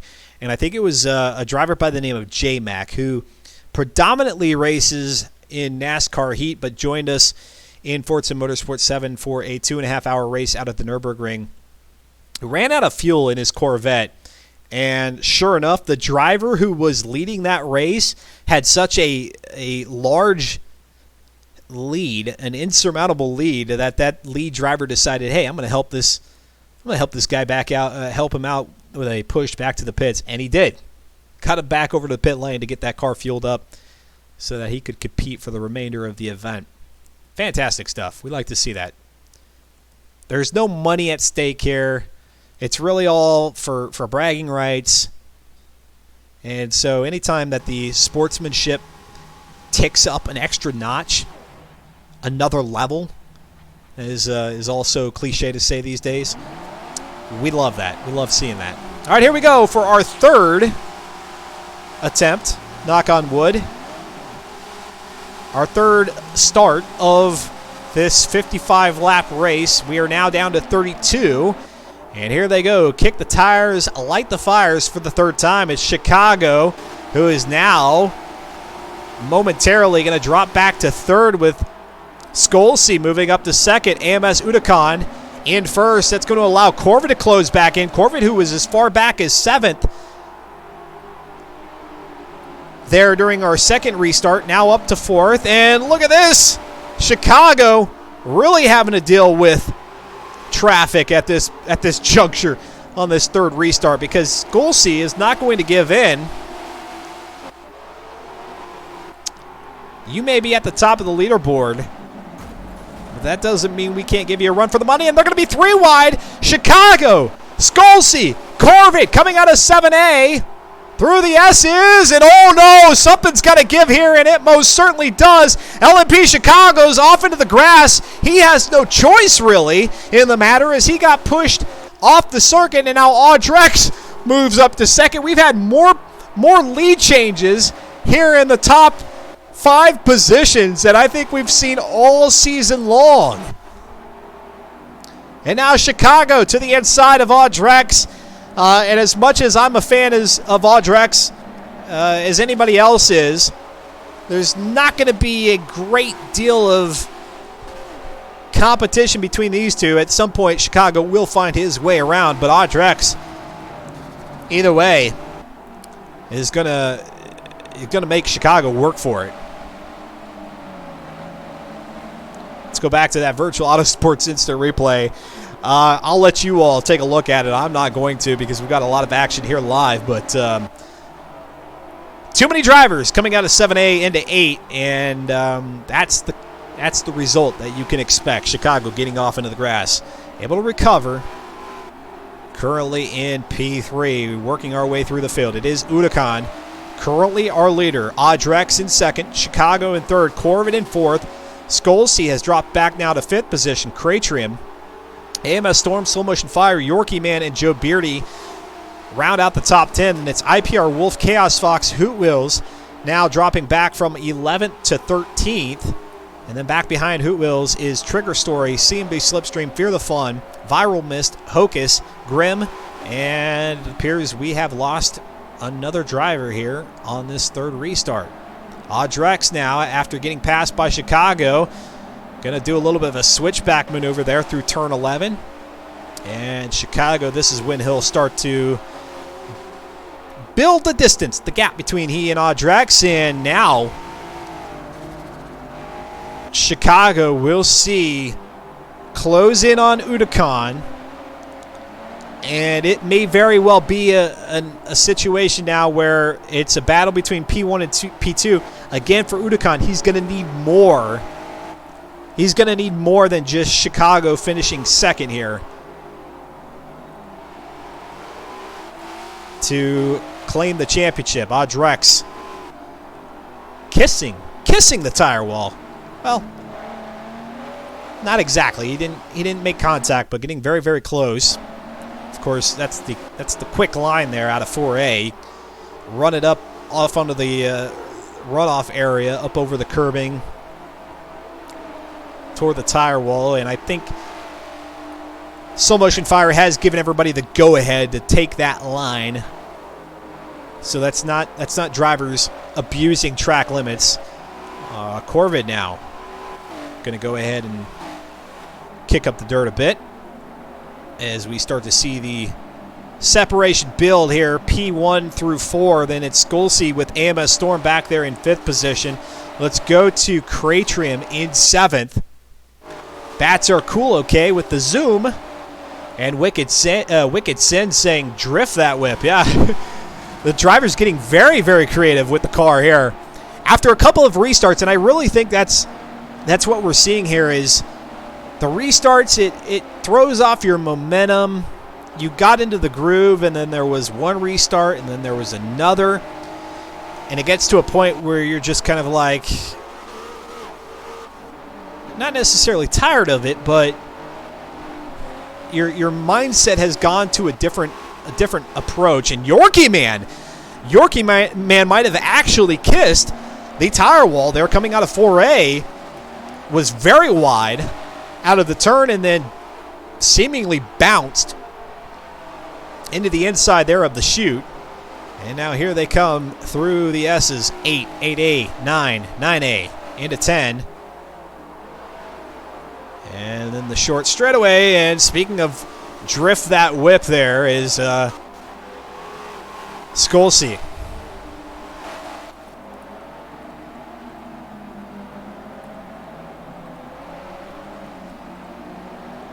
Let's go to Hoot Wheels.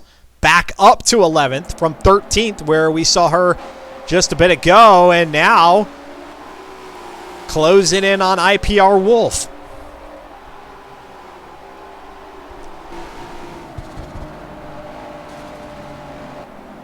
Lots of racing left. 32 laps here in this stint. That 33rd lap will be a cool down, so don't pay any mind to that. And there you go. And I think that was what Chaos Fox was telling us a bit about in our pre-race interviews. You can angle that car into the apex of turn 2 at the hill there, and kind of allow the front wheels as grippy as they are. There goes IPR Wolf into the side of Yorkie Man, or vice versa. I didn't see what precipitated that action. We'll go ahead and get that on the Virtual Autosport instant replay.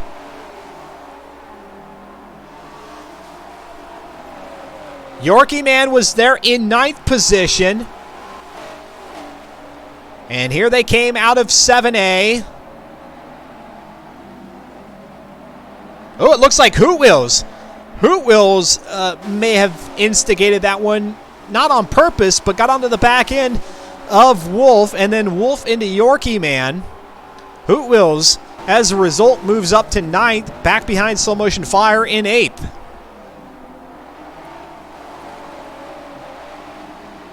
Let's go to Cray Trim in 7th position.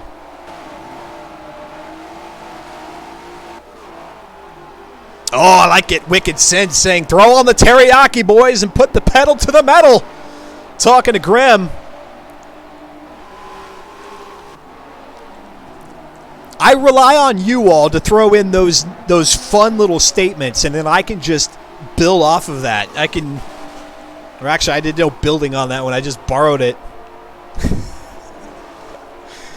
Here comes Storm in P5.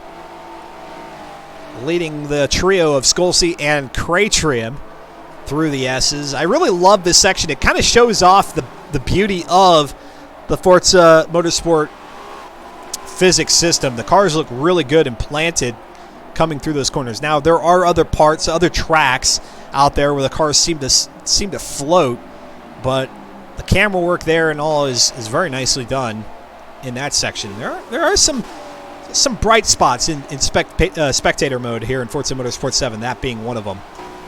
All right, let's go to LMP Chicago, even if just momentarily here, running in P2, back behind Udakan, leading the race here. And that was the case earlier on after, just before, we had 3 drivers DNF, they didn't DNF at that point, but they got disconnected from the lobby, which necessitated a restart. Chicago was then out front for a little bit. Then came another restart, and now AMS Udakan, who won season number 31, picked this 1987 GTSR for season 32, trying to go back-to-back, but is going to need some help.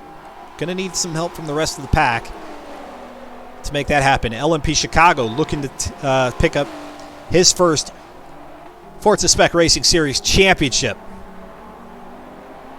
here in season 32 as they go into, through, and out of turn 11, back up to the start of the start-finish line. Going to trigger lap number 8 in this stint. And back up the hill they'll go. Let's go to Cratrium in 7th position, with Skolsey in 6th. You see Storm a little bit further ahead there in 5th. Back behind Corvid, who's in 4th.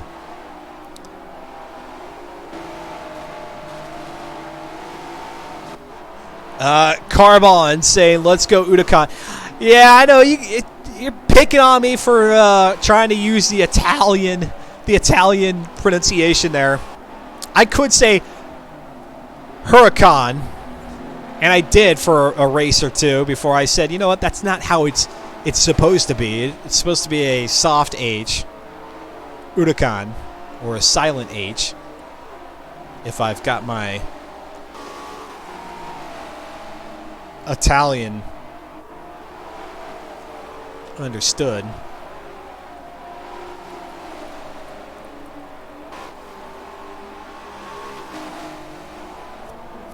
I like that way of spelling it out, though. Udicon. E-W-D-I-O-C-N. No, never going to pick on you, man. That's fine. That's fine. I'm used to it. I'll say people's names all kinds of ways, and everybody will come in here into the pit lane and correct me, as you should. And then there are those names that I try to say correctly, although Huracan may very well say, no, I like to pronounce it Huracan. You don't have to do the whole Italian spin on it. And then I'm in that predicament of, okay, well, I could say it Huracan, and then somebody's going to come in here and go, you're not supposed to say it. It's just it's a lose-lose for me. The struggle of an esport shoutcaster. You've got all these gamer tags that you got to kind of figure out. And then here in the world of automobiles, you've got some of the nuance of the different languages, different origins of these vehicles. Hoot Wills now up to 8th position, and actually we did see that earlier on with the misfortune of Yorkie Man and Wolf. Wolf, like a true wolf there, lurking in the background.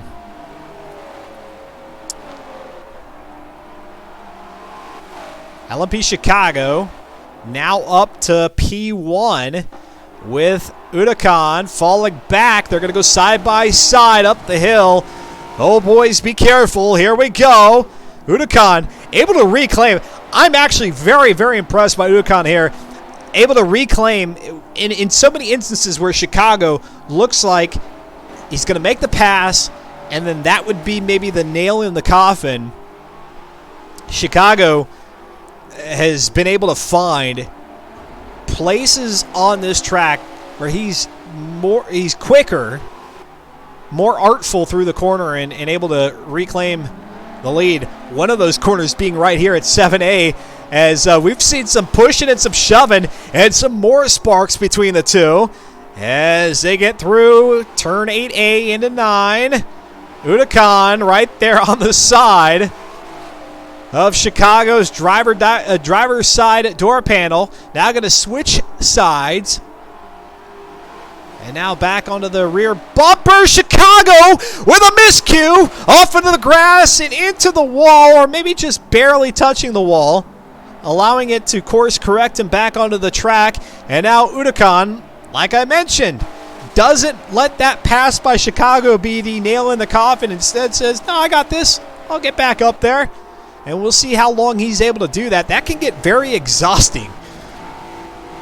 As somebody who has had many fights with drivers on the track myself, never at the front of the pack, but somewhere mid-pack, I can tell you, I can't put up with many of those where I fall back and then reclaim the position before it gets to the point where the fatigue, the anxiety, the frustration of not being able to get more distance between me and that driver, it finally sets in and weighs on me, and then I have the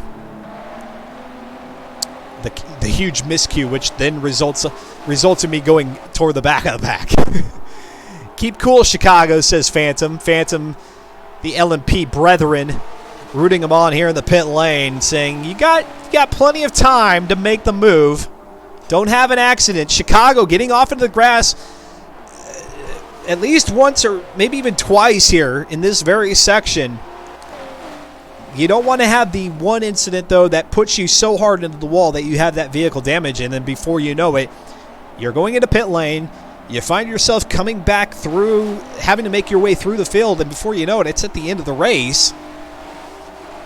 And then you've jeopardized, perhaps, the season championship. You just never know. And here they go. Udicon leading them back up through turn 2. And this battle between the two of them has actually allowed Corvid to come up into the picture. This is exactly what Udicon needs and what Corvid would love to see, because Corvid, entering week number 5, third overall on the leaderboard, out in front of Cratrim and just behind Udicon. And so if he can grab himself another spot, perhaps he'll move up into the top 2. Bats are cool, okay, saying a love tap. Yeah, a lot of love taps between cars, a lot of love taps with the wall too, because fortunately here at Sonoma, you've got a lot of space to work with off the track surface. The only exception being at the chute, and the chute called that appropriately because you're going in between concrete barriers and catch fences, hopping from 4A to 7A, bypassing the straightaway and what would be part of the drag strip there at the infield of Sonoma.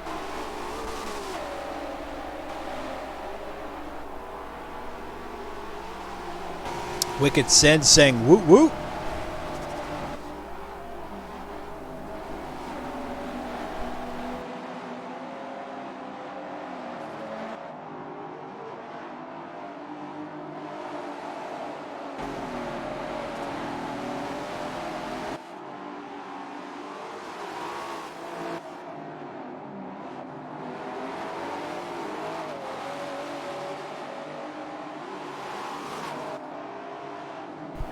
Look at this. Are they about to go 3 wide here for the lead? It's going to be at least 2 there with Chicago to the inside of Udacan. Udacan's car gets a little squiggly, and now here comes Corvid up onto the curving, trying to make a move. He's going to search for that double pass, that highly sought-after double pass. You get the two cars in front of you, battling it out against each other, and then you just kind of come in there and say, I'll take this from you guys. If you want to keep fighting, that's okay. And Chicago, once again, he's carved out his own little path, the road less traveled there. Coming through turn 10, he's going to be on the outside here through the hairpin, and Corvid tried to get around him on the outside, then switched it back to the inside.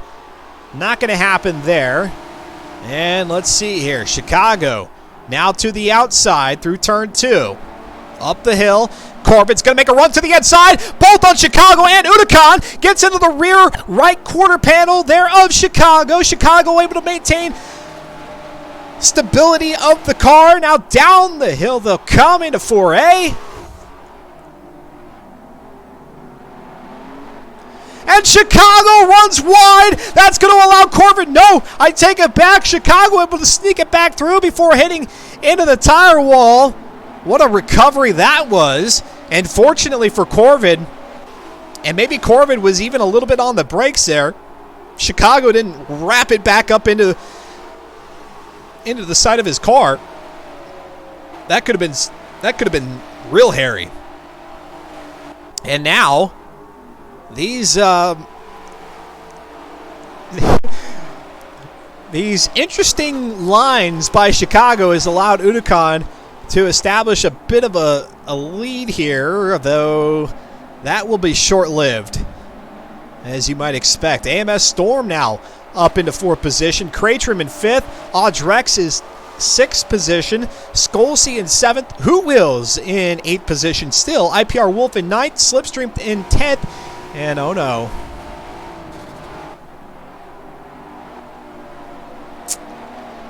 That's going to be another DNF by somebody.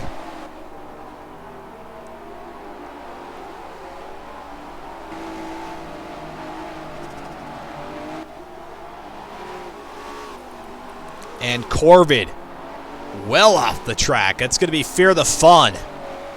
Fear the Fun getting his 2nd disconnect here in this 9th and final race of season 32, and with that he'll just have to call it quits. And that's unfortunate for Fear the Fun, who was again started P7th, or was in P7th on the leaderboard entering tonight's race. Could have had a shot at a top 5 finish, not only in the race but in the final standings, and now that will likely not be the case. Big J Bishop saying, do I get the biggest mover award? If you had finished, probably. Bats are cool, okay, saying, making me wish I had an Xbox. And that's a great segue to say that if you have Forza Motorsport 7, whether it be for the Xbox One or for a PC, a Windows 10 PC, you can join the Forza Spec Racing Series season number 33, which will be coming up in a few weeks' time. All the details to be posted over there at reddit.com/r/FM4. Nightbot has just dropped the link in there in the Twitch chat for you. I implore you, if you're even the least bit interested in league racing and you can keep your nose clean, that is to say that you can race cleanly out here. It doesn't matter how quick you are as a driver. If you can come in here week in, week out, race in, race out, and be mindful of those around you, stepping out of the way for the lead lap traffic if you happen to be one of those back markers that gets lapped, if you can race cleanly, that's all that's asked of you, and you can be a part of the action. We'll get you on camera here, and if you're good enough, perhaps you too can be in the running for the championship, which gets you bragging rights, and then you get to pick the car for the next season, which is always fun. The 700 plus vehicles that are available in Forza Motorsport 7, for you to pick from that lot, dictate what the drivers will be running in the next season, it's just a blast. It's really, really fun, and Soul Motion Fire does it in a very engaging way, in that after tonight's race, he'll make contact with the champion, say, hey, what vehicle do you want run in Season 33? And then between the champion and Slow Motion Fire, they'll set up the upgrades for that car. Everybody will set their car as such for Season 33, hence it is a spec season or a spec series. And then you can do the tuning, all the tuning that you need from race to race, as long as you've got the same upgrade components. You run 9 races, 5 weeks. They take your lowest of those 5 weeks, drop that, so they'll take your top 4. That'll be your championship points total. And then we'll display that here during the broadcast before each race. And it's just more so than the points, more so than the championship, the bragging rights. It's an opportunity for you to be a part of something that is organized, that is clean, that is accommodating, that is friendly. We've got male, female drivers. We've got drivers of all skill levels. Really find yourself a home here in the Forza Spec Racing Series. And if you're really serious about upping your game in the Forza community, whether you want to be a what would be considered, I guess, an organized team racer, then perhaps you could find yourself a team that is already participating in FM4, or maybe you can become a member of a team that hasn't yet participated in FM4 and be their inaugural driver. Or if you aspire to something even greater, the Forza Racing Championship or any other pro level event, this is a great opportunity to get in contact with some of those pro teams. AMS Storm, here you see, part of the Alien Motorsport team. They're a part of the Forza Racing Championship, or they were last year, and I suspect they will be again here in the spring. So this is an excellent way for you to get a foot in the door for both league-based community racing, team racing where you represent a team, and then get your foot in the door and get your skill level up, race in, race out, week after week. Amaze yourself at how good you become over the span of 5 weeks, and find the driver that you compete most closely with out there on the track, and use that as your benchmark. Baseline yourself through a couple of races and say, you know what? Maybe it's Fear the Fun. Maybe it's Slow Motion Fire. Maybe it's Hoot Wheels. Maybe it's Wolf. Any one of these drivers out there that you say, hey, that's the driver that I think I compete closely with, make them be your...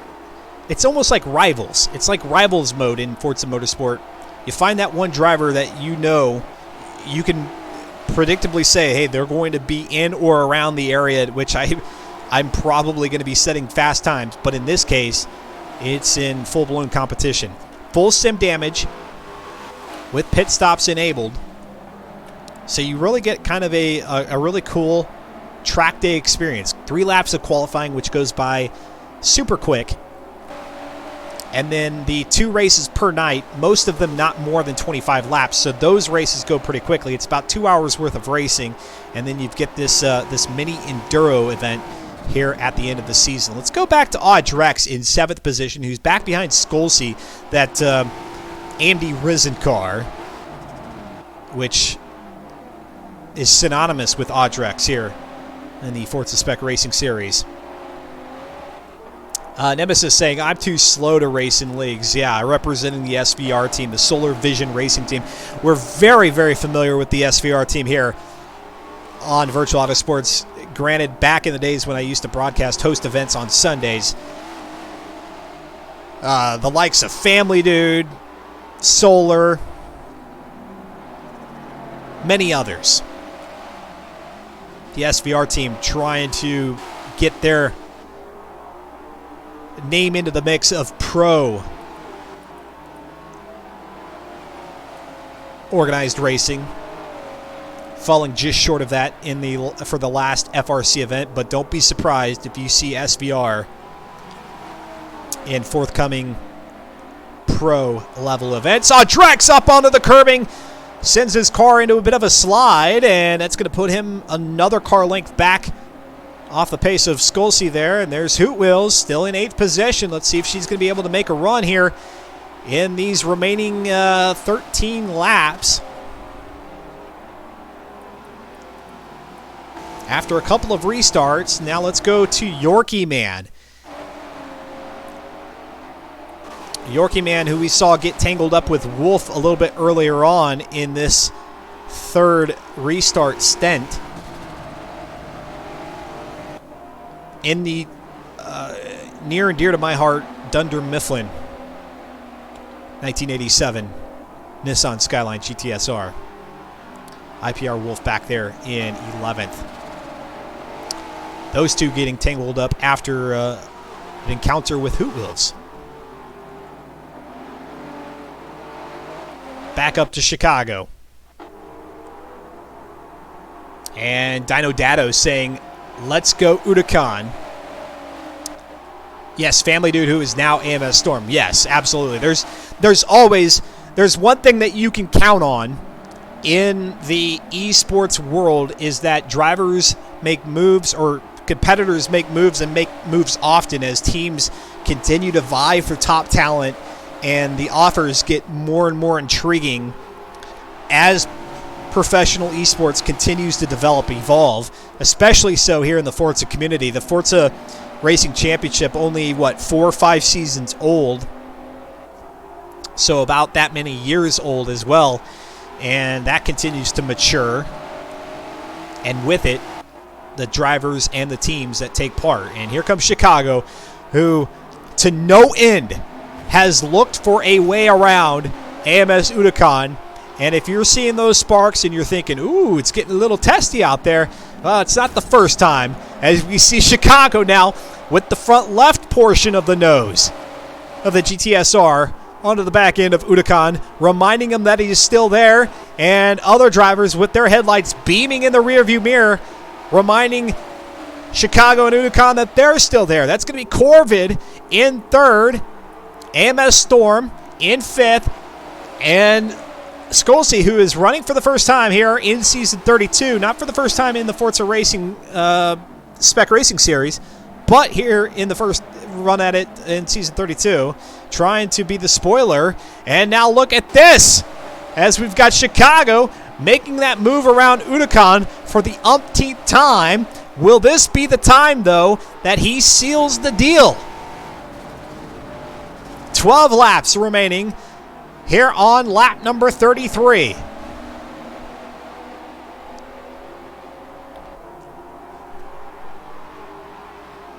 And actually 10 laps remaining. 32. The 33rd being a cool-down lap. And here we go. We've got them full wide coming down out of 3A and toward the chute. Unicon back up into the top spot. And look at that. 3 cars getting around Chicago. My, oh my, it is AMS Storm who is joined his teammate, Unicon, P1 and 2. Craytrim in 3rd, Corbin in 4th, Chicago. Well, now Chicago's going to move up to 4th with Craytrim in 5th. LMP Phantom, who's rooting on Chicago, saying no. Say it isn't so. That's okay. I'm sure it's not the last time that we've seen Chicago up there in the top 3. And as a matter of fact, he's already gunning for Corbett's position as they go into the hairpin to the inside. I think Chicago's got him beat. He does. And now Storm seems to be off the pace. Chicago, though, with nowhere to go. Corvid on his inside. So he's no choice but to hang out there behind behind Storm as they head up the hill underneath the Toyota bridge. Ron Unicon runs his carbon. And now Chicago back to 4th with Corbin in 3rd, Storm in 2nd. This is exciting, folks. If you're tuned in now, right here, you're hearing the sound of my voice. Do not change the proverbial Twitch channel. The proverbial part being the whole don't change the channel thing. In this digital era of broadcasting, this internet version, the streaming world of broadcast. And now here comes Chicago back. He's doing all kinds of switchbacks here behind Corvid. And now to the inside once again. This is exactly where they were last time. AMS Storm sees back behind them. Chicago make a move around Corvid. Corvid was giving no room there to Chicago. Chicago was kind of bowling his way up through there with the rear left quarter panel on the front side of Corvid. And Corvid, unfortunately, still dropping back one position. Yeah, Chicago's muscling his way through. And it's not that he's the only one doing it. He's had to deal with other drivers. And so he's bringing the knife to the knife fight. It is none of these drivers in the top 5, top 6 positions have managed to be up there just because they're racing clean and racing exceedingly well. There has been a little bit of a few jabs. And actually, speaking of jabs, Chicago now in the Storm. And I have to believe some of this is very purposeful.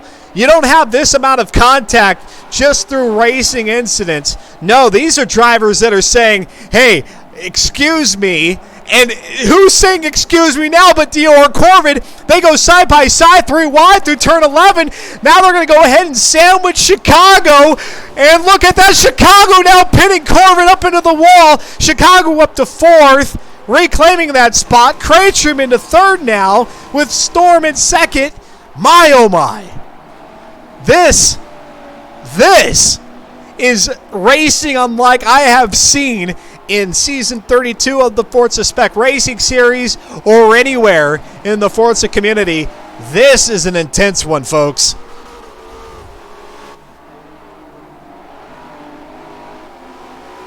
Bats are cool, okay, says Chicago does not say excuse me. Yeah, there's nobody out here.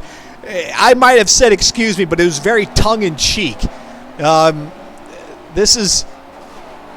They're going blow for blow at this point. This is your big time marquee boxing match in motion, realized with automobiles. Folks, I'm Dustin Moore on the call here, and this has been a brilliant race, despite the fact that we've had to go through 2 restarts.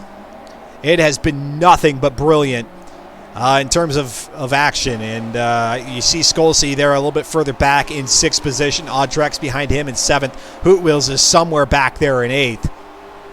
Because of these restarts, the pit strategy has been less of a thing. The only reason you would have gone into pit lane in any of our 3 stints for this race would have been because of vehicle damage.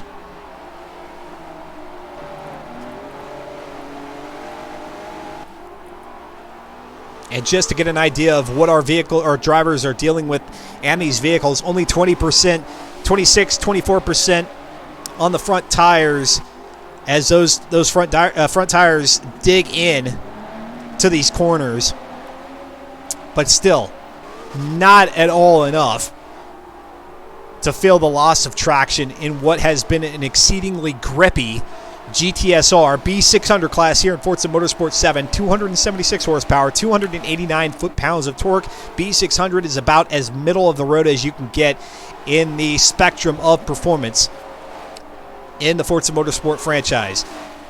Cornering, handling, braking, acceleration, top speed, all of these things factoring into that B600 output.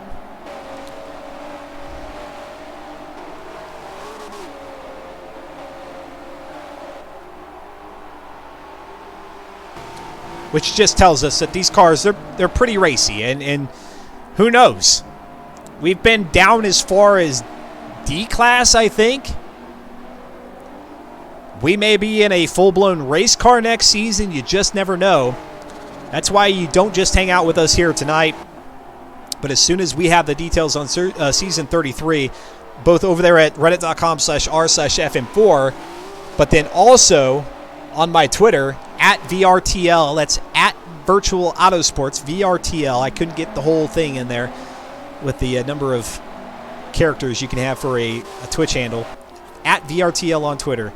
Once Season 33 information is available, I'll have it posted up. Get on over there to the Reddit. Either get yourself familiarized if you're a viewer, or if you want to race, and again, I implore you to. We had a full lobby, a full grid earlier on in the season. If we get a full lobby all the way through the season, all the way through nine races, that would be something very, very special in a season, a series that is one of the longest running that you will find in the Forza community, if not the longest running series in the Forza community. Be a part of it. Running through the field here real quick, Uda Khan is our race leader, not after having had a few exchanges with LMP Chicago, who's now in 2nd and a couple of seconds back. We've got a few laps remaining. Don't count Chicago out. Cratrim in 3rd, Corvette in 4th, AMS Storm in 5th. 6th is Skolsey, Audrex, Hoot Wheels, Slipstream, and Yorkie Man are 6th through 10th. Then it's Joe Beardy, who's running kind of like the dark horse here, although I'm sure that's not the case for those who are driving around him. But Joe Beardy just having a good race back there in 11th position. Unfortunately, not a lot of camera time. IPR Wolf in 12th. Chaos Fox is 13th. Trigger Story, Hocus, Slow Motion Fire, Viral Mist, Grim are your remaining drivers of the 18. Unfortunately, we had as many as 20, I think, or 21 start these events. Fear the Fun being the latest victim of a disconnect here in this 3rd restart, and with that did not rejoin the action as they go ahead and power through to the remaining laps. And it is Udakan who triggers lap number 30, the start of, and that means 3 laps remaining of the 32.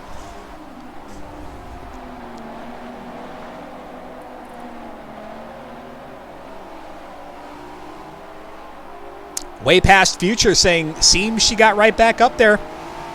Looking at the times, Hoot Wheels, had an incident that was not of her doing back on stint number 1, which was caused likely inadvertently by CMD Slipstream.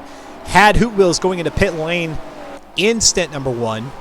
Then the second restart helped Hoot Wheels out by bringing the pack back together, and we've got a car off the track. That's going to be Grim, one of our back markers, becoming a bit of a moving obstacle there for Corvid. Fortunately, Corvid able to get through. Storm able to get by without any incident. And the back markers are going to make things interesting here in the last 2 laps because they are out there in front. A couple of them are crossing the start-finish line, which means here in the next 2 laps, we'll probably see Uticon, Chicago, Cratrium, and Corvid approach those cars. And hopefully they'll be able to get by without any problems. You just kind of hold your breath as you see the lap traffic come into play. They have a right to the road. There's no question about that. In racing, to include this virtual space that we are in, lap traffic still has a right to the racing surface. Both drivers have the responsibility to navigate the track with each other in proximity in a clean and safe way. Of course, in the virtual world here, safe meaning not necessarily the fact that driver health is at risk, but safe in the sense that they do it without risking anybody's position on track. And now here we go. Chicago, who looks to be our season 32 champion. It's just not going to be enough for Uticon to become the podium sitter or the top driver on the leaderboard. But can he get the win and stave Chicago in this race and actually give Uticon the advantage in terms of wins overall in season 32? However, Uticon has had a few races with fewer points than Chicago. Chicago has been more consistent. And therefore, even if he falls back to Uticon's 5 wins, doesn't steal the championship from him. Let's see what Chicago is going to do. These two have had a storied history here in this final race. Not so much through the season, although there have been some races where it has been close. There have been many other races where these two get separated from each other and don't have to deal with one another. This race is the exception, and Cratrium is right there on the hills. Who knows? I'm saying who's going to win out of Uticon and Chicago, but Cratrium very well could come in here and steal the show. Cratrium was 4th overall on the leaderboard, maybe looking to grab a top 3 finish in season 32. Here they go through the hairpin for what will be the penultimate time. Back up to the start-finish line. And actually, that's it. Uticon able to close the door on Chicago. I was acting as if lap 32 was... Or acting as if lap 33 was still one more to go. No, that's it, folks. Uticon closes the door on Chicago, picks up the win in very dramatic fashion. And so Chicago, I do believe, is going to grab P2 and Storm 3. That's how I'm going to write it down now. We're gonna stick around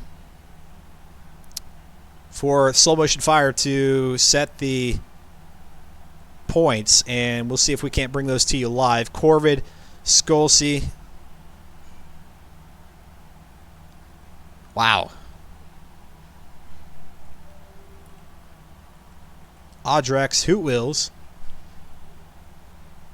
who was just not able to get out of 8, but still a very good finish, all things considered. Slipstream, Yorkie Man. Slip doing a good job getting back up through the field after his incident early in stint number 1. Put him toward the back for the restart and was there for quite some time. Obviously made a charge in the 3rd stint. Wolf back behind Joe Beardy.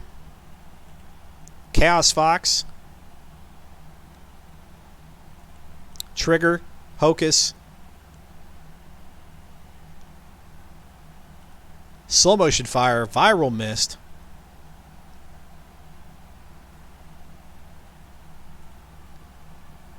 And Grim. And like I said, this should have Chicago as unofficially the season 32 champion.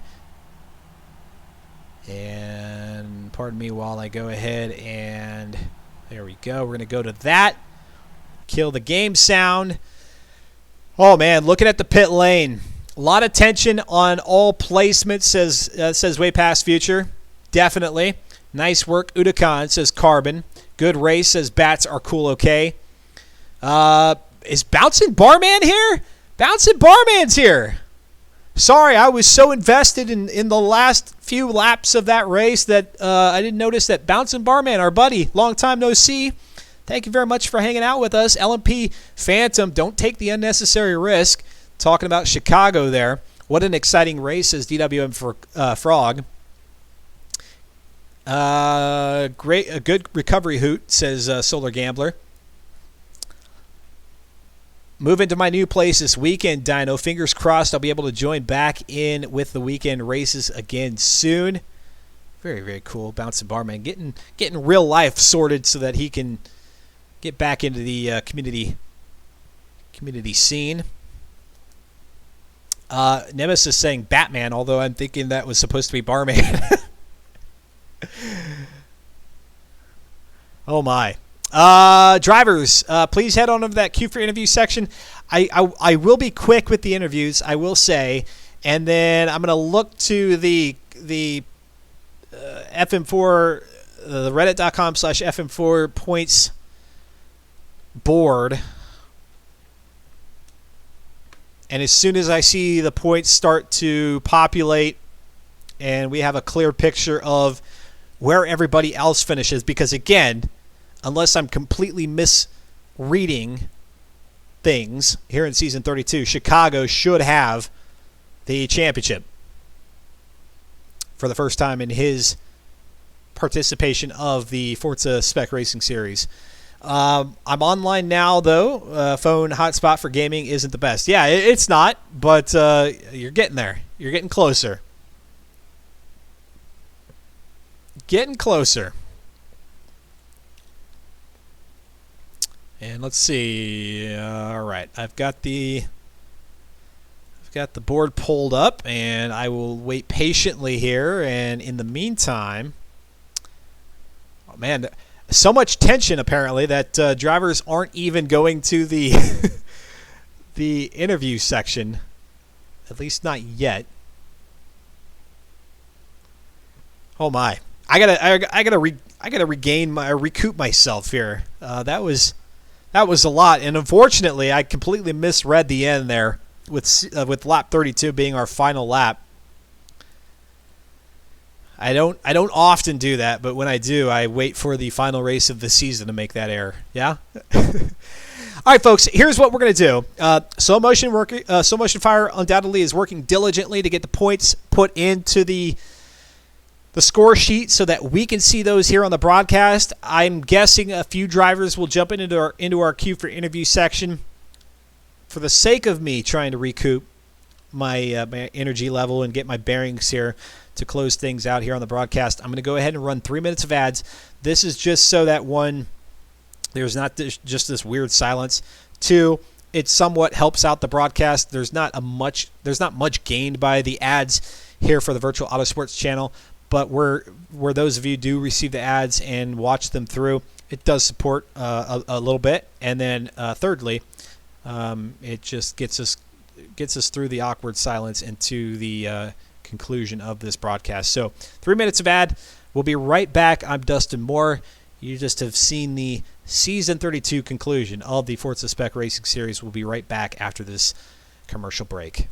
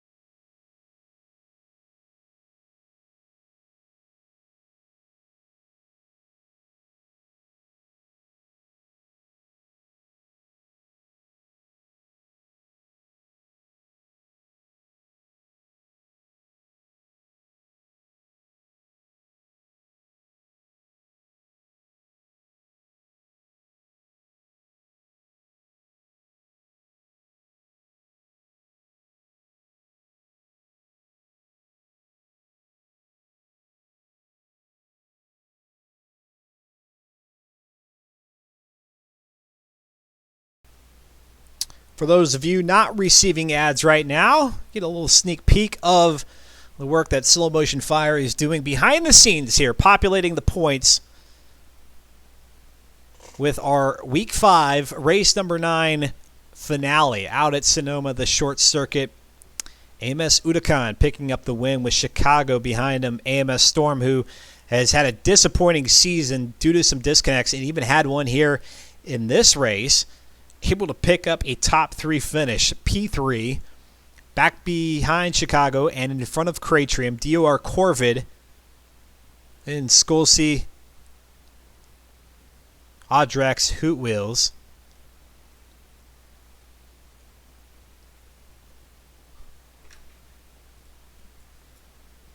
And unless I did not take something into account while the drivers were sitting there on the cooldown lap waiting for Chicago or Slow Motion Fire to take record, unless I missed something, then I think I've got the order down and the points are going in. Got another 40 seconds here of advertisements for those who are receiving them. Again, I can't stress this enough. If you're even the least bit interested in participating in organized league racing, regardless of your skill level, this is the place to do it. If you're available on Tuesdays at 8 p.m. Eastern for 5 weeks in a row or 4 weeks at the minimum, heck, I would even say throw that out the window. Even if you can only participate for maybe 2-3 weeks, heck, even if one week is all that you're able to muster, get out here, race with the folks, the guys and gals, have yourself a good time, increase your skill level, and put on a good show for us here on Virtual Auto Sports. And welcome back to those of you who are watching some ads. And again, thank you so much for bearing with me on those ads. I took a moment of silence there so that I could regain my voice and my composure. You can see here on the screen, it's actually happening live in real time. Slow Motion Fire putting in the points.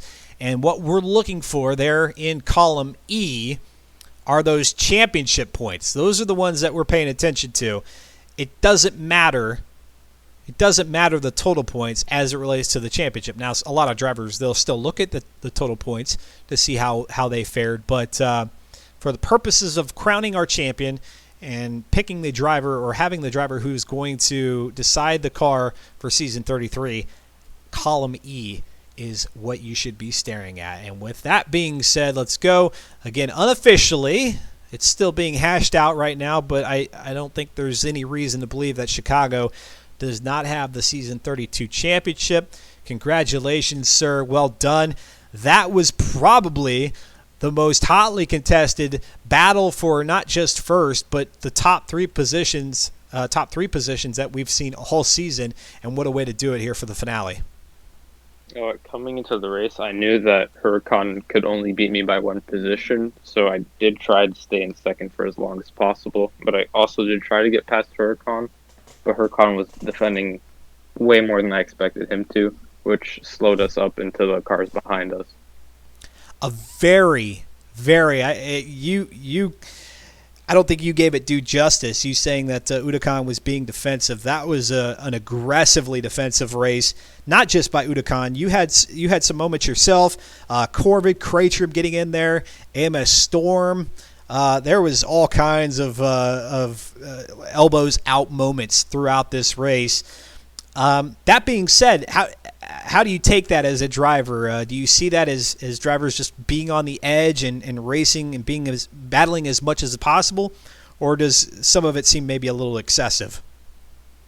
Well, some of it was a bit excessive, especially with the second or so restart, because the first restart, it was fine. I was gaining the rhythm of the track in the car, and I was getting those lap times in.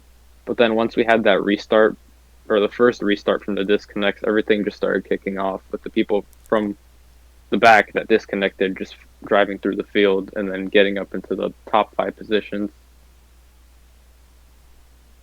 Yeah, lots of action at the front, and as you mentioned, those 2 restarts really kind of was the wrench in the gears, the plan, the strategy, if you will, because that brought the field all that closer together after what initially looked like there through the first stint.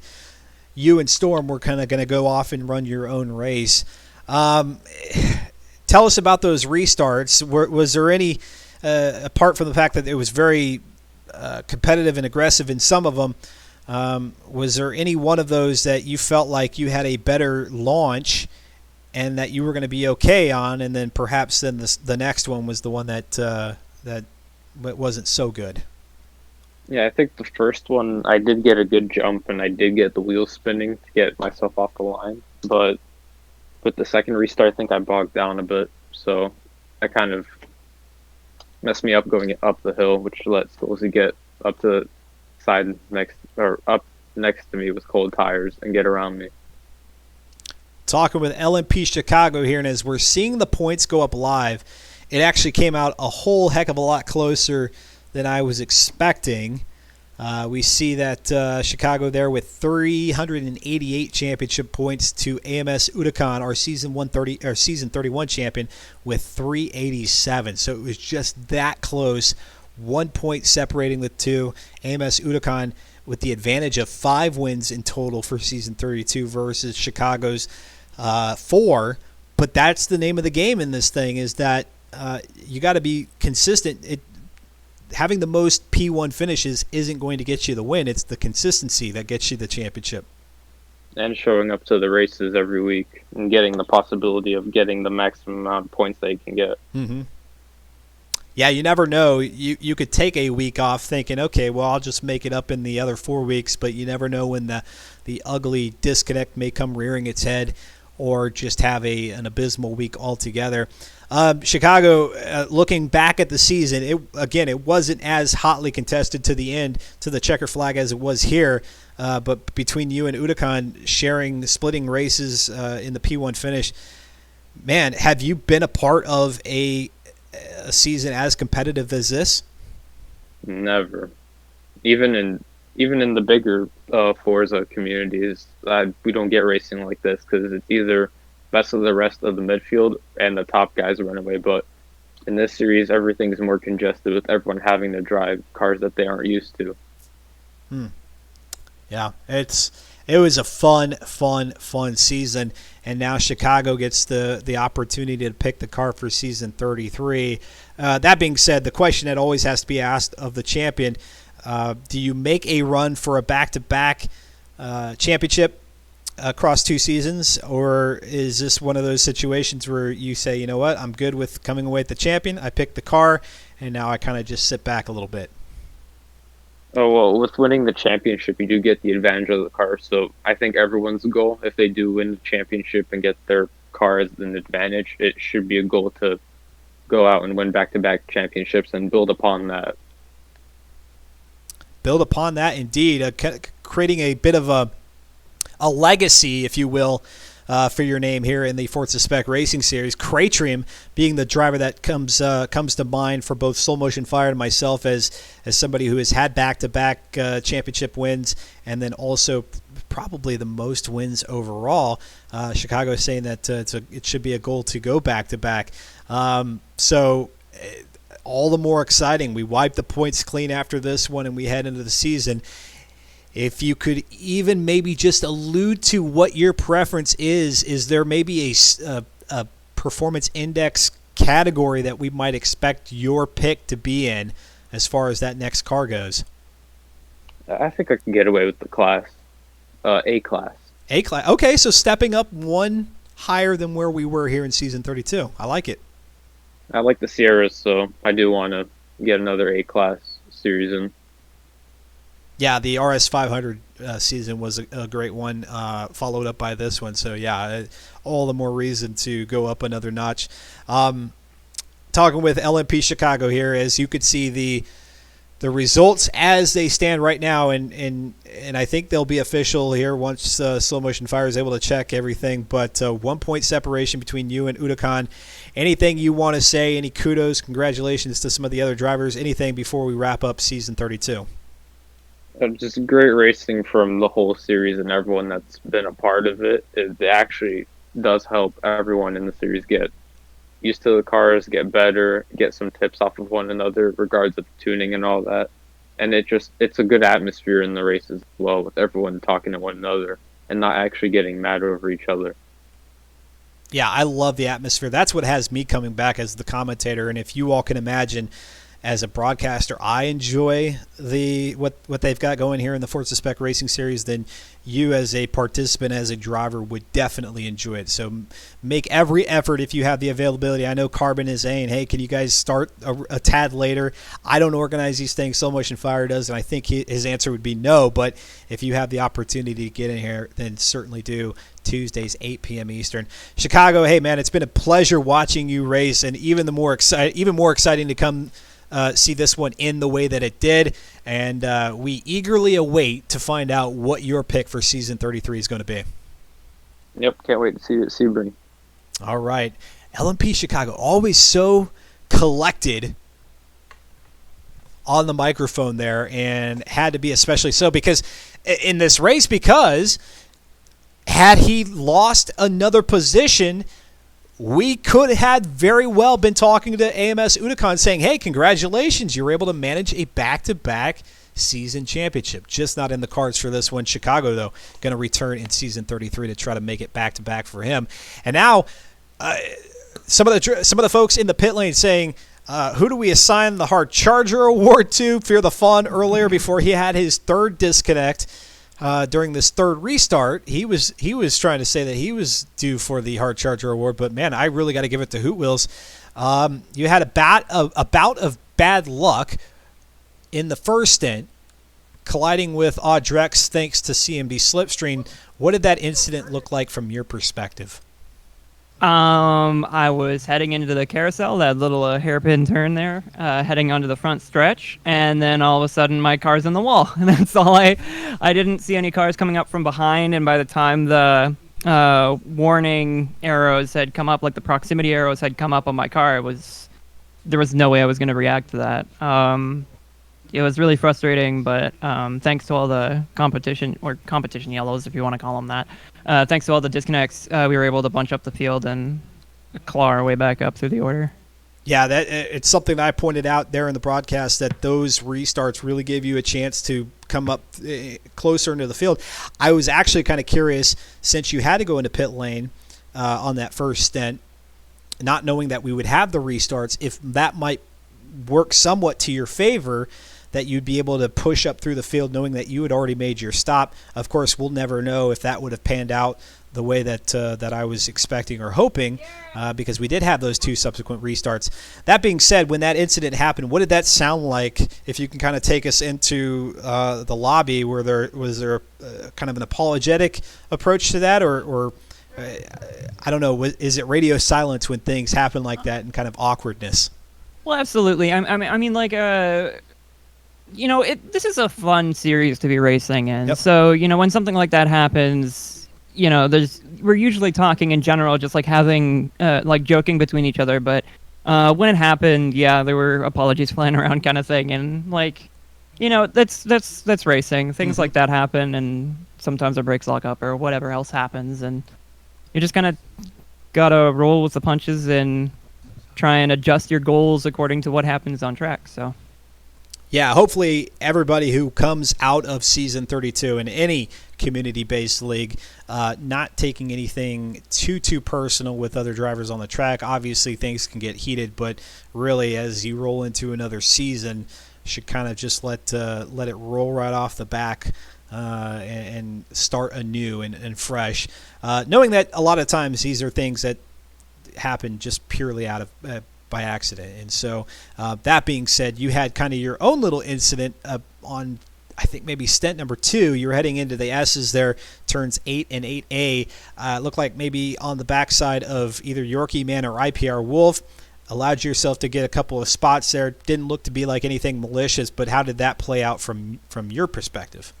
I'm not too sure. I can't remember. Okay. Let's see. Yeah, I can't seem to remember what that was. So, I don't know. Like, I tried to race as clean as possible. If there were any incidents that occurred, like I said, I just race in the moment. I kind of take things like minute by minute. So, If something happens, I just kind of like try and forget it and then keep moving forward so I can at least give myself a decent position. So if I get any penalties, it's not a big deal. Absolutely, and you're right to do so because, I mean, it looked like from our perspective a completely racing incident on that one without really any second guessing.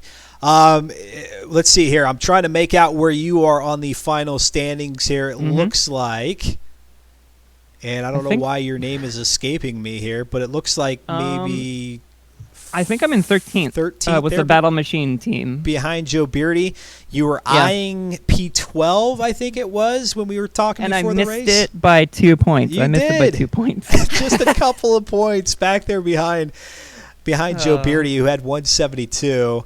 And just so happened that Joe Beardy, that's as many points as he racked up. And then you got 170, which was your total. Hoping to maybe participate in full for season 33? Absolutely. I would consider my goals accomplished in this season. I came in here and I wanted to set a good, set a good impression, and see where I measured up in regards to most of the other competitive Forza players. And it turns out I'm actually not that bad. Finishing 13th, which is right around middle of the pack in the standings. Yeah. Having joined halfway through is like that's really important to me. So going into a full season, I'm confident I'm gonna make a proper mark on FM4. And only imagine what you can do with one of your weeks that had to be included in the championship total being double goose eggs. Of course, another one, your drop week being double goose eggs, but having those 2 zeros, if those change into point totals in season 33, I can only imagine how far you'll be up on the leaderboard. Hoot Wills, last remarks from you here in season 32. Last remarks, man. Driving this car was fun. Driving these tracks was fun, and driving in this series was really fun. I'm not new to competitive Forza, mostly coming from the drifting, like the competitive drifting scene. Nice. But racing is new to me, at least in the sense of like Forza competitive racing. So getting into the car with a whole bunch of other people and having just a bunch of fun was a really great experience, and I'm probably going to be in this series for many years to come if it keeps running. I want to give some shout-outs to Fun Poster Parliament, as I always do, because, if it wasn't for their encouragement, I wouldn't be so determined to do well. Thanks as well to the Adventure Crew and to Mr. Aero HD for basically getting me interested in competitive video games in general. Nice. And thanks everybody for watching, by the way. Everybody just in the audience in general. Y'all watching the stream and cheering all the drivers on is really cool. Yeah, I'm actually quite surprised. We've got a good chunk of folks, a good contingent hanging out with us here through the late hours of this broadcast, through the closing comments by all our drivers. Hoot Wills, I can't say it enough. Been a pleasure watching you race here in Season 32. And again, I can only imagine what you're going to be able to do in Season 33. And LMP Chicago is kind of giving you a heads up. A-Class, does that make you happy? Well, A-Class is faster than I'd like. I mean, B-Class is where I'm most comfortable, but I can adjust. A-Class, I do A-Class lobbies all the time with LSEM KS Fox, so it's it's not foreign territory for me, so I'll have to adjust, just like I always do. Very cool. Well, we'll make that now your final comment. I know I asked you for the final comment before, but there you go. Hoot Will saying a little bit fast there, A-Class, but who knows? Maybe that'll be an A-Class where the performance is what drives that spec, that PI level, as opposed to speed. And now let's go.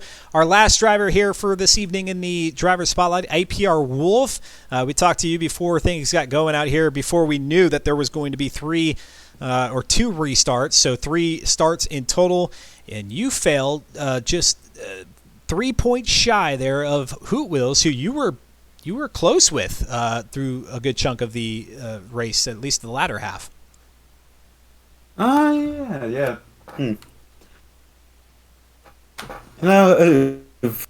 First time we reset, it was there were like 4 people that ended up disconnecting. My best guess was maybe the server issue. I know early on I had my side was disconnecting, but I got a different message for that DC that first time. But yeah. Yeah, and we were talking earlier, and I asked you the question about pit strategy, if that's really going to play in here, and you said no. I just kind of wing. I just go with the flow. I get out there on the track and I just do my thing. And when the tires decide to give, you go into pit lane. But the restarts had to throw you for a bit of a curveball. Was that something that that had you kind of second guessing your ability, thinking, okay, we're gonna get the grid back together, and that might push me further back, or were you pretty confident nonetheless? Curious thing about not having a specific plan necessarily is that I could just adjust a bit. Yeah. And by that third restart, there were enough laps I felt confident enough that I didn't need to pit, and sure enough, didn't need to pit. Yeah. Yep. Well, you did exceedingly well, finishing 14th. One of the newer names here in the Forza Spec Racing Series, joining here in season number 32. So might we expect you back for season 33? Well, thank you. I'm looking forward to it. Okay, so I'll take that as a yes. IPR Wolf saying looking forward to it. So that's as good as any affirmation that he will be returning for another season. And that being said, looking at his points here on the leaderboard before I flip the screen, you could see Wolf had some races where obviously room for improvement. A couple of DNFs giving the 3-point default, if you will. That's how many you get when you get a disconnect. So if Wolf is able to, his ISP is able to work with him and keep that connection strong, definitely can see IPR Wolf vying for a top 10 finish in season 33. All right, folks, we've gone big time overtime here with a couple of these restarts. Again, a little promo up ahead on March 14th. We've got the 12-hour Sebring endurance race. I'm very much looking forward to that, coming off the heels of the Daytona 24-hour race back in January. I'm very much looking forward to just a 12-hour event, and I'll have that coverage for you from start to finish, all 6 stints of that event, March 14th, starting at 10 a.m. Eastern, over on the Tora Live channel. Tora Live, not here at Virtual Autosports, but over at Tora Live. So you'll need to look for that. I'll try to get a. I don't know how I'm going to do this because now we've ended our broadcast here on Virtual Autosports. But what I'll do is I'll have a link, obviously, over on my Twitter page. Perhaps I'll have a host happen here on this channel. So even if you would like to stay here at Virtual Autosport, you can watch the hosted version of it. What you'll have to know is that I'll be attending or paying attention to the commentary, the chat there on the Tora Live channel, but maybe we'll have the host here on Virtual Autosports. But if you can make it out to that, even if it means just a few hours, a couple of stints, or even just 30 minutes or whatever, by all means, jump into the chat, say hello. Would love to engage with you because it's one of those races it's one of those events that is very dependent on the broadcaster and viewer engagement. If it works on a two-way street there, things can be very, very fun, as we saw there during the 24 hours of Daytona. The more quiet it is in the chat, the more difficult it is to keep things exciting for the broadcast, because eventually in those 2-hour stints, the cars get so strewn about that the competition's just not there to keep that riveting commentary going. So having discussions with those of you in the chat is ideal. It's the ideal way to approach one of those endurance races. Okay, folks. Well, there you go. LSEM. I don't even know why. Chaos Fox, our only LSEM competitor here in season 32, not up in the top 5. LMP Chicago is what I was meaning to say. Our champion, our season 32 champion here in the Forza Spec Racing Series. He'll pick his car with slow motion fire. They'll post up some very obscure photos over at reddit.com/r/FM4. There's the link. If you want to participate in Season 33, be a part of the guessing of that car. You pick the car correctly, you get to pick one of the tracks. That could be a big advantage. We saw that with LMP Chicago here in Season 32, picking the Dubai Mountain Circuit reverse and just dominated that race. So it really can work to your advantage. And without that race, who knows if Chicago would have been able to pick up the championship. So be a part of that guessing game. As soon as Slow Motion Fire has details on when that season gets started, he'll have them posted up in the Reddit subforum. I'll have them posted at my Twitter, which again is at VRTL Autosports. There's the link. Head on over there. Make sure you give me a follow. I post other things like my thoughts on Forza.